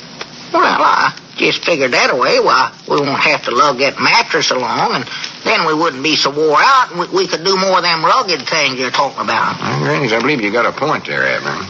Just a small, rough cabin, though. Nothing big and fancy. Oh, no, just a little one. Yeah. One without no curtains in it. Yeah, do without curtains. Or no rug on the floor. No rug, no. Yeah, I believe you got a point there, Abner. Of course, I don't reckon, though, there's many roots to dig around there, or berries. That's pretty well cleared out. Maybe we ought to take our meals there at the hotel they got there, Lum. Well, that would save us a lot of time, wouldn't it? Why, sure it would. Yeah. What if they serve any rough meals there? Well, I reckon we could order them that way. And as long as we're eating there, we might just well stay at the hotel, too. It's cheaper that way. Or at least ways according to Caleb we hunted here. Caleb we hunt? Yeah, him and his woman spent a whole week up there this summer. Had an awful good time, they said. Went to a moving picture show about now every night. Moving picture show? Yeah. Do they have movies there? Yeah, they got them. Caleb said they had sort of a big outdoor place fixed up for showing them moving pictures. Oh, outdoors, huh? Yeah. Well, that's different. That hotel there is where Caleb claims him and his woman win the prize for being the best waltzers on the floor. Waltzers? Yeah, he says they have a dance there every Saturday night, I believe it is. All right, Grannies, I can waltz rings around that Caleb any day of the year. Why, sure, you can outwaltz him. Ain't no doubts about it, Lum. Has the mail hack left town yet today? Why, no, it don't generally leave for about an hour yet, Lum. Good. That'll just give us enough time to get ready. We going to leave today? Why, sure. Ain't no time like the present to do something, Abner. I've always said that. Besides, we want to get there for Saturday night so we be sure and get a reservation at the hotel. Yeah. So we'll close the store up right now and leave right away. Well. That is, if you're game for this. You've acted a little bit like you was again the back-to-nature idea of mine. Well, I'll admit I was at first, Lum, but I believe you talked me into it sure the world. Well, good. Now, you hurry home and get packed up, and I'll do the same. Yeah. And in less than an hour, we'll be off for the rugged life out in the open. Uh-oh. What's the matter? Grannies, looks like we're going to have to postpone our rugged back-to-nature trip after all. How? Look out there. Dad blaming it's starting to sprinkle. Starting to sprinkle? Yeah, a man can't get back to nature in a weather like this.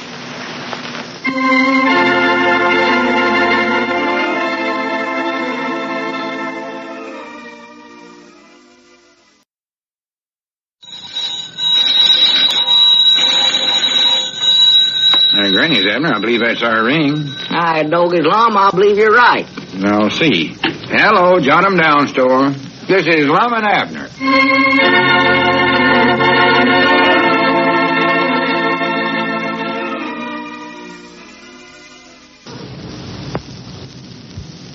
Now, let's see what's going on down in Pine Ridge. Well, Lum and Abner are still trying to decide upon a place to go for their 2 or 3 day vacation. A place that's interesting, but still within their meager budget. They gave up Lum's back-to-nature idea when a few drops of rain fell and dampened their enthusiasm. As we look in on the little community today, we find the old fellows in their jot-em-down store and library. Lum is talking on the telephone. Listen. I don't care if you have got a special new offer, Mousey. We ain't interested. No, don't do that. But I told you we ain't interested. Listen, Mousey, I ain't going to waste time arguing with you, so goodbye. What's Mousey want now, Lum? Oh, he says his travel agency's got some kind of a new trip he wants us to take. Is he still trying to run that traveling agency across the street there? Must be. But I know what his trip's are. Nothing but a ride to Cherry Hill and back in Cedric's car. Yeah. And you can't even do that on account of Cedric's tires is so bad. Well, I wouldn't want to do that no way, Lum. It don't sound like much of a vacation going over to Cherry Hill. I know, but you can't tell that to Mousey. He just keeps right on giving you that sales talk he studied up. Oh, he's stubborn. Yeah, he must have read an article how to sell stuff or something. Oh, yeah, must have. Said him and Cedric was going to come over here and give us an illustrated lecture on this new trip of theirs. Illustrated lecture? What's that? I don't know, some kind of prattle, I reckon. I believe it means showing pictures of whatever you're talking about. No. But it don't matter because I told him not to come over. Doggies, I would sort of love to see them pictures, old Lum. What are they, sort of picture postcards? I don't know. Well, couldn't we call up Mousey and Cedric and tell them to just bring over a few of the pictures, say about half of them, look at them? No, anyway? we don't want to see no pictures they've got, Abner. We don't, huh? Besides, we ain't got time for that. If we're going on a vacation, we'd better be making up our minds where we're going to. Yeah, that's right. Winter'll be setting in before we know it around here. You know, Abner, I've been studying here. What I'd like to do is go to some big city. Big city? Yeah, New York or Francisco or someplace like that. Oh, me too. Yeah, I'd love to do that the worst way. Of course, a trip like that costs more money than we got to spend, though, wouldn't it, Lum? Yeah, that's the trouble. Only places we can afford to go to, we've saw 1,000 or 100 times. Yeah. Maybe we ought to just give the whole idea up. Give it up? Yeah, I reckon that's the thing to do. I don't know. Well, now, Lum, you promised me that this year we'd close up a store for a few days and take us a trip somewhere. I know I did, Abner. And doggies, I ain't going to let you back down on that promise, neither. Well, I don't know where else to suggest for a Well, for goodness sakes. Look out there. Huh? Thought I told Mousey and Cedric not to come over here. Oh. What's that box affair they toting there with them? What? Oh, I see it. Hi, doggy, Lum. Ain't that magic lantern that belongs to the Hogan, Snake Hogan? You saw that before, ain't you? Yeah. That must be what Mousey meant when he was talking about a illustrated lecture. Yeah. Hi, doggy, we're going to get to see magic lantern slides right here in the store, ain't we? Not if I can help it, we ain't. Oh. Besides, you've already saw all them slides a million times. I know it. I've been over Snake Hogan just time and time again, but I just love to see them things. Special at the Niagara Falls. That's the prettiest thing I ever seen in my life. Well, you ain't going to see it today, I can tell you that. Oh, Lum. I'll get rid of them, too, before they know what's happened to them. Just watch this. I'd still love to see it. Wonderful world. Yeah, howdy, Cedric. Mousey. Now, listen here, Mousey. I told you over the phone that we ain't interested in none of your trips. Well, Lum, wouldn't you like to have a free trip to New York? No, we don't want no free... New York? Yes, sir. Free trip, did you say? Yes, they're free. Wait a minute now, Mousey. Let me get this straight. Is this another one of your harebrained schemes? No, sir, I don't think so. Well, it must be. In the first place, that car of Cedric's would never go as far as New York. Oh, well, you don't go far in Cedric's car. You just go into the county seat that way, and then from there on, while you travel by train, Lum. By train? All right, doggies, Lum, that sounds good to me. Let's take that. Well, just a minute, though. Well, how can you give us a free trip like that, Mousey? Well, Lum, we're using it as a free introductory offer to get people interested in the Midwest Economy Travel Agency. Yes, Mom, that's what we're doing, I think. And, well, Lum, it isn't really free. Oh, I thought there was a catch to it. No, sir, I wanted to explain that.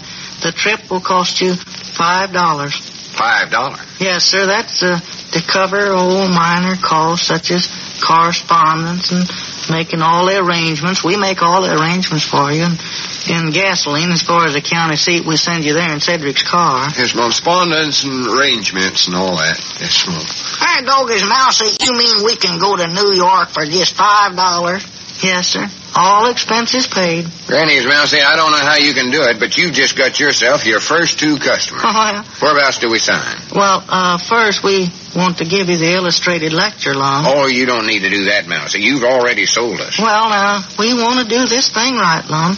Well, all right, Cedric, hang blankets or something over the windows. We'll have to have it dark in here. Yes, Mom, I'll get things ready. Yeah, I'll help you, Cedric. Here, we can use some of them horse blankets over there.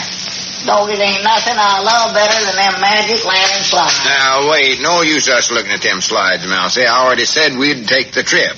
Besides, we've saw them pictures before. Well, see, this is to sell you on the beauties of New York. But we don't need to be sold on that. Oh, yes, you do, Lum. We'll break down your sales resistance. The Midwest Economy Travel Agency leaves no stone unturned, Lum. You think it's dark enough in here now, Mr. Mousey? Yeah, wait a minute. There's still some light coming in the front door. I'll fix it just a minute. All right, I'll get the magic lantern ready. Can you find a place to plug in the card, Cedric? Yes, Mom, I know where to do that.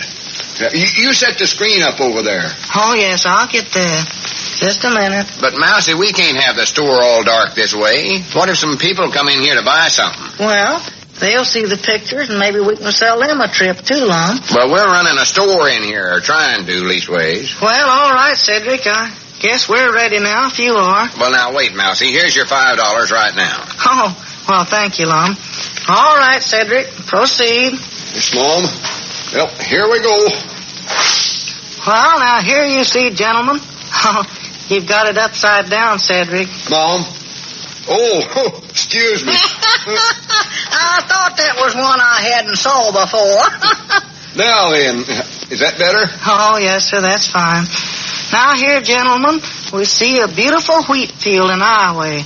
That's Minnesota, not Iowa, Mousey. But what's that got to do with New York? Well, you might want to go over the way of Iowa, Lum. All right, Cedric, next slide. Yes, Mom. Here we see a beautiful schoolhouse in, some town. That's Shelby, Ohio. That's where it is. Yeah. Snake Hogan's grandpa went to school there. That's the reason he got that. How do you know? Well, I seen him over at Snake's, and that's what he said. Said that's where his grandpa went to school, and that's the reason he has that picture, he said. Well, what are you showing that to us for? We ain't wanting to go to school. We want to take a vacation, Mousey. Oh, well, it's all a part of the lecture, Lum. Yeah, hurry up and get to that in the Niagara Falls. That's my favorite. I'm going to see a fella in a boat go over that thing someday. Granny, such prattle. Next slide, Cedric. Yes, Mom. Now, here we see, well, back in the wheat field again, I see. Oh, I'm sorry. Excuse me. Look, Mousey, we've already paid you the $5. I don't see no... Be quiet, Mom. Now, here we see a picturesque sight. Oh, that's Gussie's Uncle Homer and a girl named Bubbles at an elk picnic in Keokuk, Iowa. For goodness sakes, Mousey, if you have to show us pictures, show us ones of New York. Oh, well, we're coming to that, Lum. Next slide, Cedric. Coming up. How's that? Oh, that's fine. Now, here, gentlemen, we see a large redwood tree. All right, next slide, Cedric. Yes, Mom. This is sort of fun, boy. Here we see... Oh, now, these are very interesting, gentlemen. These are some big rocks that were brought by the glaciers. Is that how them rocks got there? The glaciers brung them? Yes, sir. All right, doggies. That's one picture that's always puzzled me. Snake couldn't tell me what that was. Just rocks is all he knows. Whereabouts is the glaciers now? Well, I don't think I know, Abner. Well, maybe they went back after some more rocks, maybe. Oh, sure, what's the matter with me? Just about what they done. Such ignorance. Now, see, I believe we've saw enough slides now. Me and Abner want to get home and get started packing. Well, it's just a few more, Lum. All right, Cedric, next slide. Coming right up. Now, here we see, well, back in the wheat field again. For goodness sakes. Now, here we see, there's Uncle Homer and Bubbles again. Goodness gracious. Cedric, if you have to run these, don't keep showing the same ones over and over again. Well, that's all the ones we brung along, I think. What, didn't you bring that in about Niagara Falls? No, Mom, I don't believe we did.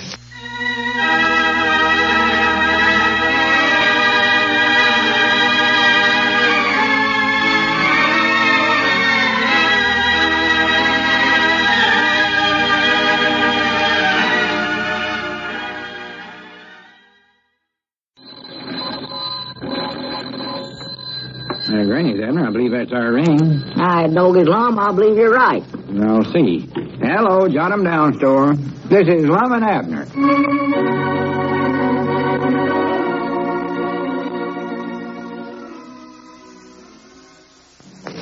And now, let's see what's going on down in Pine Ridge. Well, the Midwest Economy Travel Agency appears to have lots of persistence, but no trips to offer. And for that reason, owner Mousey Gray and assistant Cedric Weehunt failed again to sell Lum and Abner a vacation trip. Even their persuasive illustrated sales lecture was no help in bringing the prospective travelers around to the right point of view. As we look in on the little community today, we find Abner alone in the Jot 'em Down store and library. A stranger in work clothes is just entering. Listen. Well, how do you do, sir? How do you do? What can I do for you today? Well, I'd like to get a few groceries. That is, if you will cash a check for me. Cash a check, huh? Yes, sir. Well, how big a one? Well, it's my paycheck. I'm working over at Mr. Bates' mill. Oh, doing some of that defense work, huh? Yes, sir. My name is Miller. Friedrich Miller. Oh, well, I'm pleased to meet you, Mr. Miller. Yes. I saw you around town once or twice, but I never knowed what your name was. Well, I'll tell you, Mr. Miller, I expect I better wait till Lum gets back. He's generally the one that takes care of such things as that. Wait for who? Lum, that's my partner, Lum Abner. Oh, yes. See, he does a check back and all such as that. He ought to be back any minute. Just went across the street to Dick Huddleston's store there. Or maybe you're in an awful hurry. No, I can wait a little while. Well, just sit down over in the library if you want to. You can read some of them magazines and books over there. Thank you. It's all free, don't cost nothing. See, that's why we put up that sign there, Free Public Library. Yes, thank you. That's a wonderful word, free. Yeah, read 2 of them magazines if you'd like to. Wonderful world. Oh, well, hello, Cedric. Oh, howdy, Mr. Abner. Come on back. Yes, Ma. Have you fellers figured out where you're going to take a trip to for your vacate yet? No, we ain't, Cedric. Lum's over asking Dick Huddleston where he thinks a nice place would be for us to go.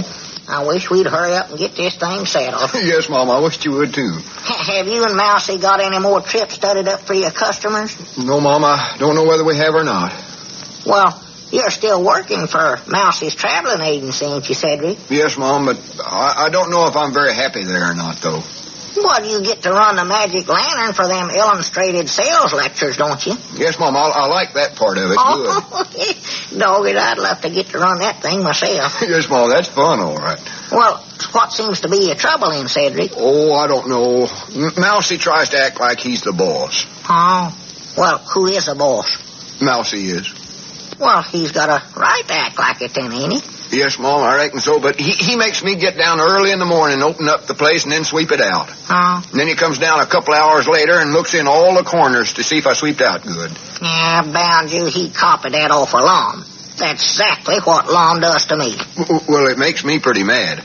Well, I don't blame you, Cedric. I know just how you feel. And he says I'm supposed to stay right there all the time, except when he sends me out to run an errand or something. Oh, yeah. I've heard Lum tell that same thing to me, too, Cedric. But he can go out any time he wants to, he thinks. Oh, sure, anytime. Same thing happens here, yeah. And this morning he said he wanted me to start punching the clock every day. Punching the clock? Yes, Mom. So I punched it a good one with my fist and broke it, and then he got mad at me for doing it, even. He did? After he told you to do it? Yes, Mom. Well, Lum never goes that far, I'll say that for him. Now he says he's going to make me pay for busting the clock even. He's going to take it out of my wages. Well, I do know.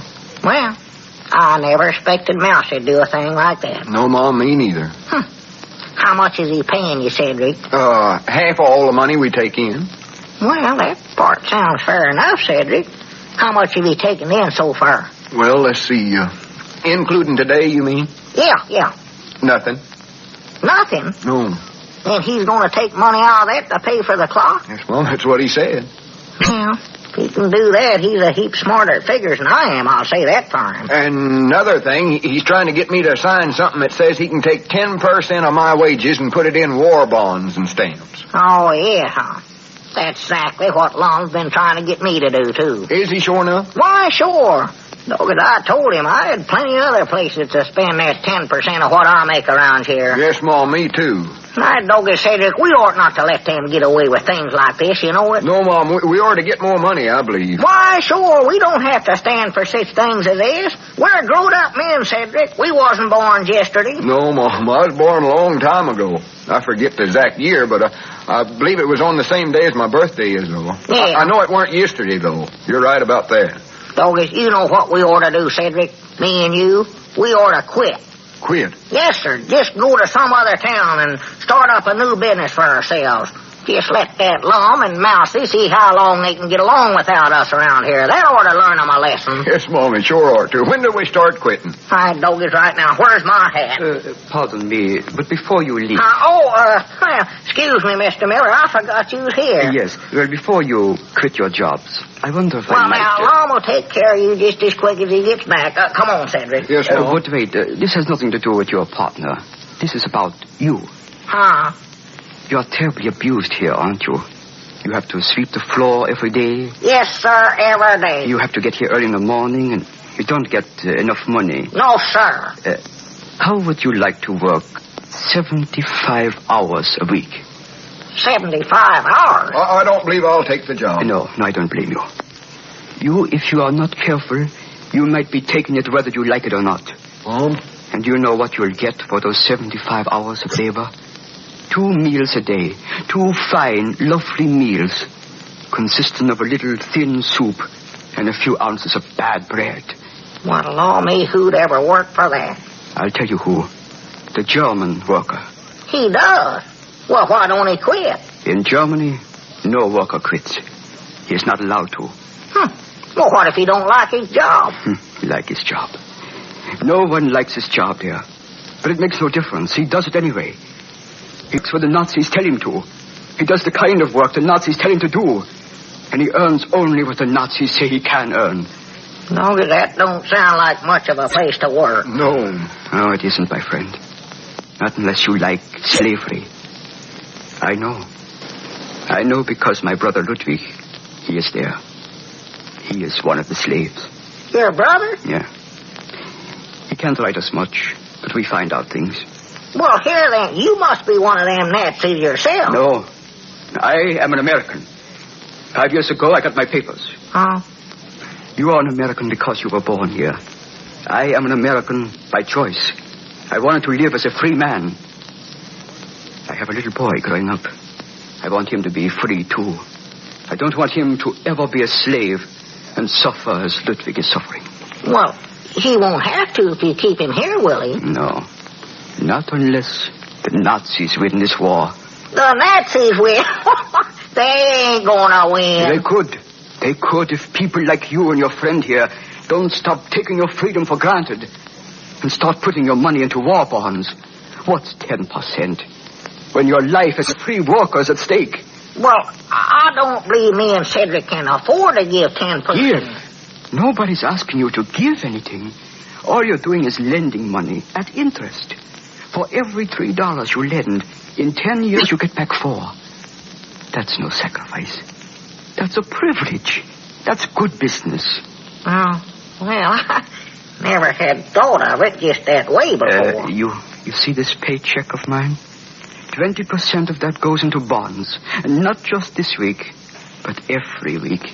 20%? Well, doggies, how can you live on what's left? It takes a little scheming. But war costs a lot of money. And victory isn't cheap. But remember this.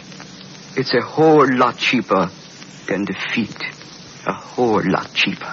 Yeah, well, I see what you mean, all right. Hey, Abner, I've decided where we're going. Oh, excuse me. Lum, this is Mr. Miller, and he wants to cash a check. Oh, all right, Mr. Miller. I'll take care of that in just a second. Abner, I found a place to go on our vacation. Uh-huh. It'll cost us a little, but I know you got your heart set on taking a trip somewhere, so this sounded like a good idea. Well, Lum, I believe I got a place studied up to go to. You have? Yeah. Whereabouts? Pine Ridge. Pine Ridge? Yes, sir. Us American workers has got to stay on the job. Ain't that right, Mr. Miller? Yes, indeed. And, Lum, you can get out that pledge thing that you was talking to me about, that 10% for war bonds thing. Why, Abner? Only change it to 20%. 20? Yes, sir. Granny's Abner put her there. I'm proud of you. Well, I reckon it's Mr. Miller you ought to be proud of, Lum. It's sort of his idea. Well, you ought to be proud of me, too, Mr. Lum, because I'm going to pledge 90% of my wages. 90%? Why, you can't do that, Cedric. I'd just leave you a couple of dollars or so. Will it sure enough leave me a couple of dollars? Why, of course. Well, boy, that's the best deal I've made in a long time. That's $2 more than I'm making now.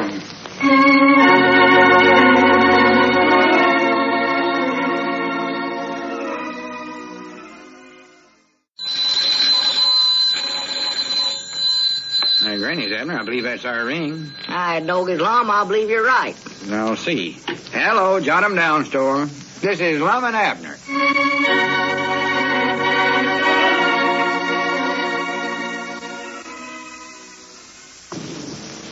Let's see what's going on down in Pine Ridge. Well, the old fellows have given up the idea of taking a vacation because they believe that this is a time when all good Americans should stay on the job and spend their money to buy war-saving bonds and stamps. As we look in on the little community today, we find Abner in the Jot 'em Down store with Grandpappy Spears at his favorite seat in the library section, reading his favorite book, the Almanac. Listen. For the land's sakes. For the land's sakes. What's the matter, Grandpa? Listen to this, Abner. The Hooker telescope on Mount Wilson, California, has a concave mirror 100 inches in diameter. Is that all that's bothering you? Well, it ain't bothering me. There it is right there in the almanac, though. 1937 edition. The Hooker telescope on Mount Wilson, I California. heard you the first time, Grandpa. Well, here, read it for yourself if you don't believe it. Well, I don't want to read it. I'll take your word for it. 100 inches in diameter. What's anybody want with a mirror that big for, I reckon? I don't know. Especially up on top of a mountain. Yeah. What could you use a mirror up on top of a mountain for? Well, don't ask me. Well, that's what somebody done know, according to the almanac. The Hooker telescope on Mount Wilson, California, has a concave mirror 100 inches. You've read that 1,000 or 100 times. Well, whoever done it must have had a hard time getting it up there. Had to make 2 trips, I reckon. 2 trips? Yeah, once to take the telescope up there and once to tote the mirror up. Oh, yeah, more likely, yeah. Well, I reckon a mountain is a good place to look through a telescope from, but what's the mirror for? Well, maybe the feller with the telescope gets lonesome sitting up there by himself. So he just taking the mirror along to look at himself once in a while and make believe it's somebody else. He might talk to himself like old Greeley does, you know. Yeah, more likely. You know, if this wasn't in the almanac, I wouldn't believe it, Abner. No. I always thought it was just women folks that looked at themselves in mirrors all the time. Well, here, wait a minute. I dogies. Maybe this was a woman that done it. A woman? Yeah. Say, maybe you're right, Abner. Why, sure I'm right. I can just see her sitting up there in front of that mirror, primping up her hair and making herself all rosy-jawed. That don't beat all. Yeah. What some women won't do. Oh, no. Does it say in there who it is? No. All it says is the Hooker telescope on Mount Wilson, Read California. that again, Grandpa. Dogged, I'd love to know who that is. Well, let's see now. What woman do we know that's got a telescope? Let me think now. A telescope. Sister Simpson's got a pair of them opera glasses. Yeah. They work about the same as a telescope, only double, of course. That's right, ain't it? That's just about who it is right there, too. More likely wants to go up there and spy on folks with her opera glass so she can get to spread more gossip around town here. Well, if that don't beat the bugs so No, bad. I can't hardly wait to tell this to Lum. He'll die. Yeah, whereabouts is Lum at today? Oh, he's at a meeting, school board meeting. They're voting for the school board president today, you know. Oh, there. Yeah. Does Lum think he'll get it away from Ezra Seastrunk this year? Well, he's been trying awful hard, I know that. He's made speeches about himself at every meeting they've had for the last 2 months now. Yeah, I'll be dog. Lum sure loves to brag on himself, don't he? Oh, yeah, favors himself something wonderful. Casts compliments right in his own face. Oh, yes, he does. Worst part about it is he practices them speeches on me and says the same thing in every one of them. Oh, yeah. All about how he's a self-made man and walked to school barefoot in the snow. Slush and mush. Slush and mush. Yes, sir, I can't get over that about Sister Simpson. I'd love to sneak up on that mountain, catch her looking at herself in that mirror. Just what? What mountain's that, Abner? Why, the one that... wait a minute, there comes along. Don't say nothing about me making fun of his speeches. He's awful touchy about that. Oh, no, I won't. Don't mention it. Yeah, howdy, Lum. How was the meeting? Oh, pretty good. Yeah, how you, Grandpap? Yeah, howdy, Lum. Say, Lum, did you hear about Sister Simpson? Sister Simpson? Oh, you died, dear. She's up on Piney Mountain, spying down on Pine Ridge with them opera glasses of hers, and she taking a big mirror with her so she can primp herself up when she ain't spying. For goodness sakes, where in the world did you ever study up an idea like that? Why, it's in the almanac. The almanac? Yeah, read it to him, Grandpa. Prove it. Yeah, just a minute here. Yeah. A partial eclipse of the moon will be visible at Washington November 18, 1937 with the No, beginning Grandpa, phase. not about the Hooker telescope. Oh, that. Yeah. I've lost that page now. Well, hurry up and find it. No, then. don't bother, because in the first place, something like that wouldn't be in no almanac. In the second place, Sister Simpson's been at the school board meeting all morning. She has. Of course she has. Well, I do know. That woman gets around, I'll say that for her. Yeah, how'd the election come out today, Lum? I don't know yet, Grandpap. Don't know. Didn't you vote this morning? Yeah, we voted, but Uncle Henry Lunsford ain't counted the votes yet. Oh. He said he wanted to go out to lunch first. Well, doggies oughtn't to take long to count them. There's Just 5 votes to count, ain't it? Yeah, but you know Uncle Henry. He thinks any little job he's got's awfully important. Oh, yeah. So he always has to make a big to-do about it. Thinks he has to go through a lot of rigmarole and prattle-prattle. Oh, it sounds just like Uncle Henry, yeah.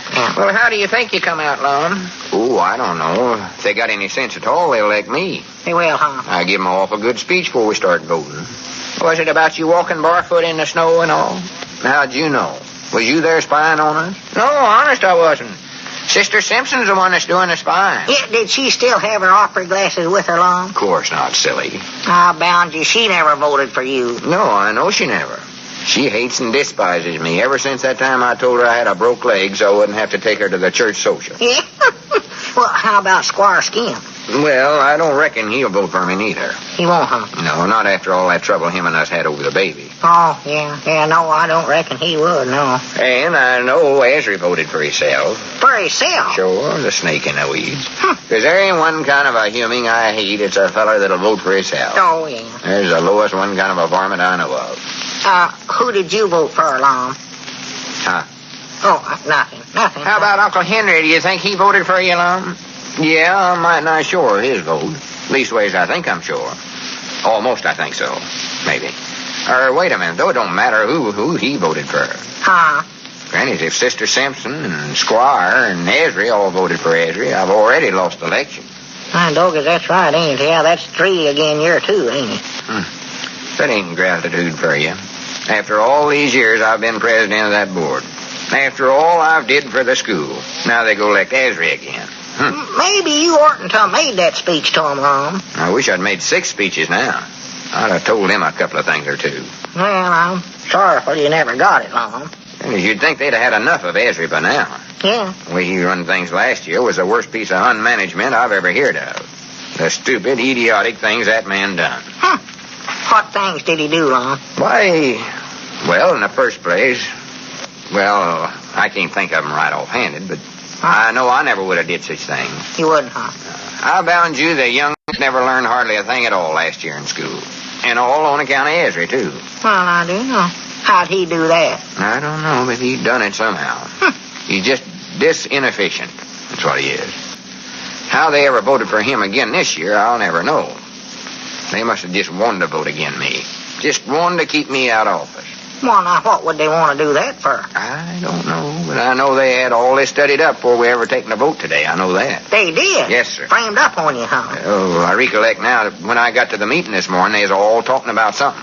Had their heads together. Uh-huh. As soon as they stopped right away. Well, I do know. Yeah, that shows right there what they's planning on doing. Why, sure it does, sure.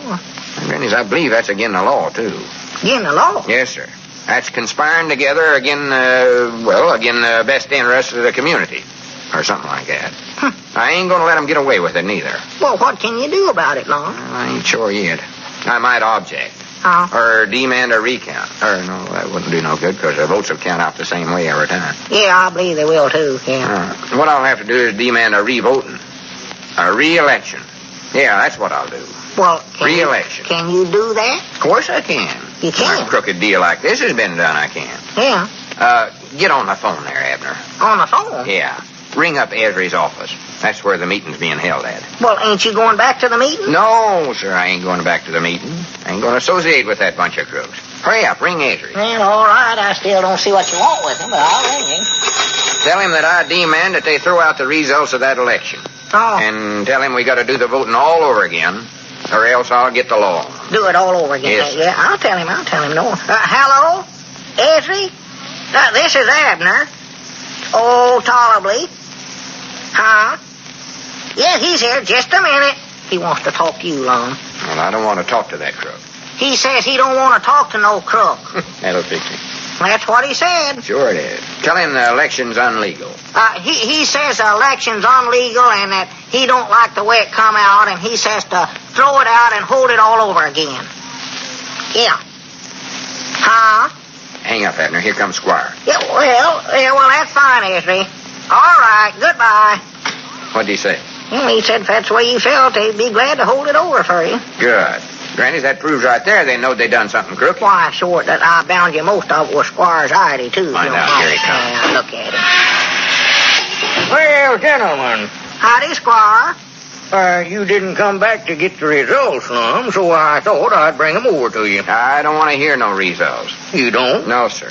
Well, that's gratitude. After we unanimously voted you our president.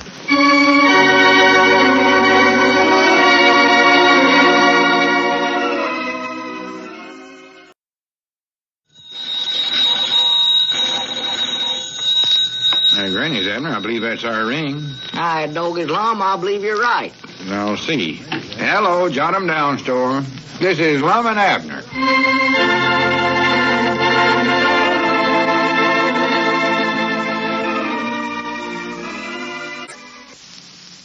Let's see what's going on down in Pine Ridge. Well, Lum's campaign for school board president ended yesterday when the board members assembled to vote. However, before the votes were counted, Lum became so certain that he had been defeated that he demanded a new election be held. After doing this, he discovered that the board had unanimously elected him president. Well, since then, Lum has been trying to straighten things out.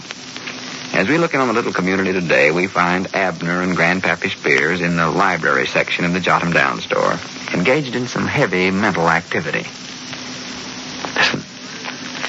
3-letter word meaning gypsy. What could that be, Abner? I don't know, Grandpap. Yeah, see, 54 down. Ancient Greek city.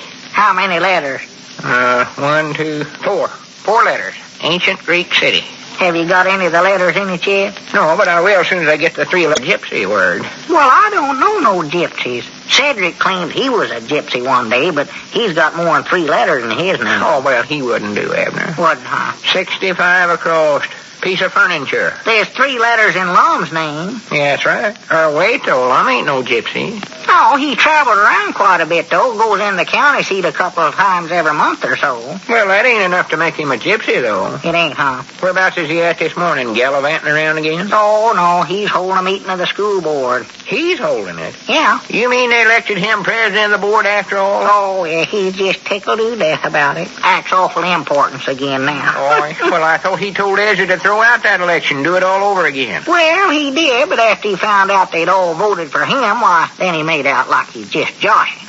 Joshing? Oh, yeah, he said he never knowed that he already knowed how the voting had come out. He was just playing a joke on him, he said. Well, that don't sound much like a joke to me. No, it weren't. But Ezra must have believed him, 'cause Lum's president now. Well, I do know. Yes, sir, that Lum can talk yourself into and out of more places than any one human I ever knowed. 21 across. New Zealand tree. Huh? 3 letters.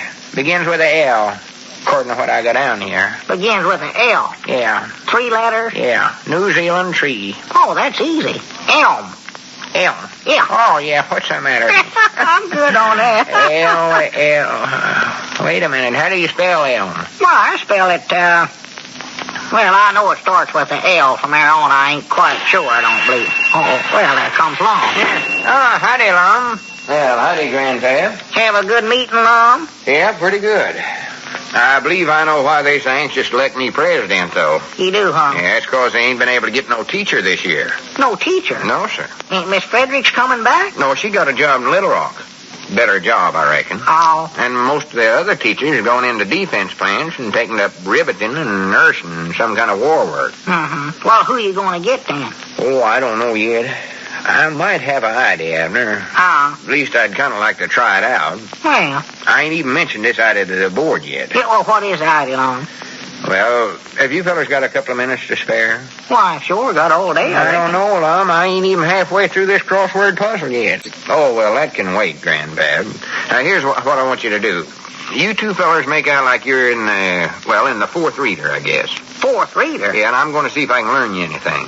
Learn us? Now, wait a minute. Are you aiming on taking a teacher's job yourself, Lum? Well, just till we can hire somebody. Oh, my. I ain't going to take money for it. We can use the money for repairing the schoolhouse and stuff. Well, I'll admit it needs some fixing done on it, but law me, Lum, you can't be no teacher. Well, why can't I? All I have to do is know more than the young'uns. Yeah. I know I'm smarter than them. That little Bates boy's awful smart, Lum. Yeah, Dad blame him. I ought to expel him. Oh, that little rascal stumped you on some of the questions he asked you. Well, I know I'm smarter than them in the 1st reader. Well, you might be, yeah. Everything I'm supposed to learn them's wrote down in the book, so all I have to do is read the books. Yeah, but Well, I think them arithmetic books has got the answers all wrote down in the back summers. So we have to work the problems myself. you won't, huh? Oh, there ain't nothing to it. Here, let me try it out on you fellas and I'll prove it. Well, all right. I'd hate to have a young'un just starting to school to you, though. 59 across, ancient Greek city. Lay the puzzle aside, Grandpap, and pay attention. We're taking up a lesson in grammar first. Let's see here. Where'd you get that book, Lum? I picked it up over at the schoolhouse this morning. Oh. This looks like a good lesson. Agreement of subject and verb. Huh? How many letters in it? Hash up, Grandpap. All right now, pupils. Tell me which is correct. Which of what is correct? Well, wait, let me finish. Oh, go ahead. I'll read 2 sentences here, and you tell me which one's right and which one's wrong. Yeah, go ahead. Ronald is going to get a haircut. Well, Or, Ronald are going to get a haircut. they sound the same to me. No, he ain't. One says Ronald is, the other says Ronald are. Well, if Ronald are, he are, and that's all there is to it. Oh, it ain't. You ain't got the idea of the question yet. Oh, Well, I'd say it all depends on how bad Ronald needs a haircut. that's what I'd say. What Ronald is it, Lum? I don't know. Ronald Abernathy? That's the only Ronald I know of. That's undoubtedly who it is, Yeah. Abner. Them Abernathy boys generally do need a haircut. I know. Oh, yeah, Widder never pays no attention to how them young'uns look. Now, wait a minute, Just Abner. lets them run wild like a bunch of animals. Don't even comb their hair hardly. Yeah, I believe Ronald would look a heap better if he did get a haircut. Why, sure he Personal. would. Yes, he would. Just a minute. You fellas are on the wrong track. What we're trying to do is learn how to make the verb agree with the subject. Huh? Now, what's the subject of the sentence?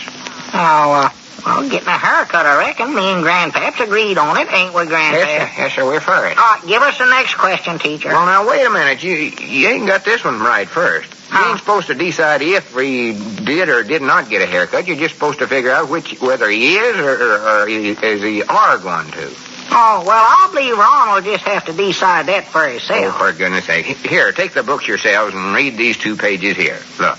Them two? Yeah. Oh, Then maybe you'll understand what this is all about. yeah, all right, I'll read it. I know what it's about, but I'll No read use it. me wasting my time trying to learn you this anyway. You're both too ignorant. Well, wait a Couldn't minute. get in the first reading. Where are you fixing to go, Long? Oh, just over to Dick Huddleston, see if we get any mail. Oh, Yeah, see if you can have that figured out by the time I get back. all right, we'll look it over. I'll be back directly. Uh-huh.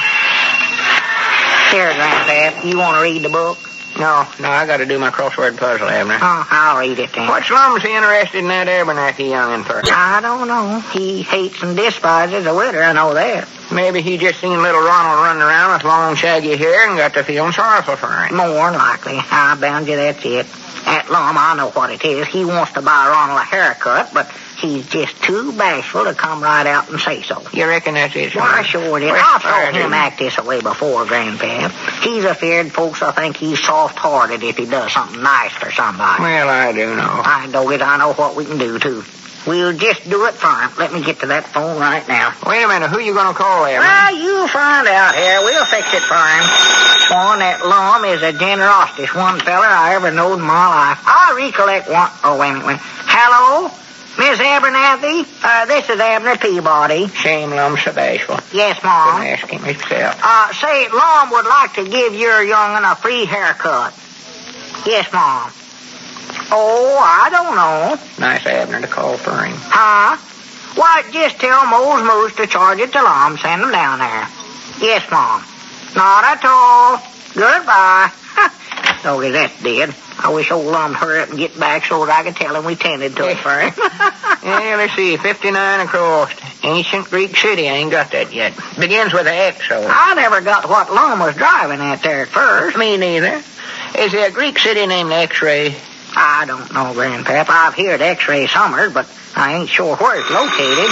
How many letters is in it? Let's see, 67 down, East Indian weed. Wait a minute. I believe that's all right. Just a minute, huh? Hello, jot 'em down, Mom? Thank Lum. Why, you just did that, Miss Abernathy. What's eating on her anyway? Huh? It ain't... Well, who is this? Oh, she said what, Bessie? Bessie. Oh, well, just a minute, though, now. Hello? I do What's know. the matter with the widow now? That warn't the widow. That's Miss Blevins. She's taking her young'uns over to the barber shop for free haircuts. Free haircut? Yeah, she just heard from the widow that Lum's giving all the young'uns in town a free haircut today. Or leastways he's paying for 'em. Oh, my goodness. All the young'uns. Yeah, that's what you she better said. do something about this, Abner, before Lum gets back. Well, what can I do, Grandpa? I don't know. Better call up Miss Blevins first. Oh, no, and tell she her. was just leaving the house when she called. Maybe I ought to call Mose Moose down to the barber shop and tell him not to do it. Wait a minute. That's all right. Maybe that's Mose now. Hello, jot him down, store and library. Huh? Oh, no, this is Abner. Lum ain't here right now. You heard what, Grandpa? Grandpa Masters? Yeah, well, yes, Grandpa. Lum did get elected president of the board, but I don't think he's celebrating it none. No, of course not. Everybody in town? Well, now, wait, Grandpa. No. What? No, that don't include no shave. No, Fact is, Grandpa, I just started... Hello, Grandpa. Hello. What's the matter with everybody? Hang on. Blame it, everybody's anxious to get to the barber shop. They ain't got time to talk to you. How does Grandpa Masters figure he gets in on this? He ain't no youngin'. Well, the way he heard it, Lum's giving free haircuts to everybody in town to celebrate his getting elected president of the board. Well, I do know. That's what he Well, said. you better call Mose Moose right away and tell him... Oh, wait a minute. There comes Lum right back. Oh, Lum, oh, my goodness. So what can I tell him, Grandpa? Doggies, why'd I ever start this anyway?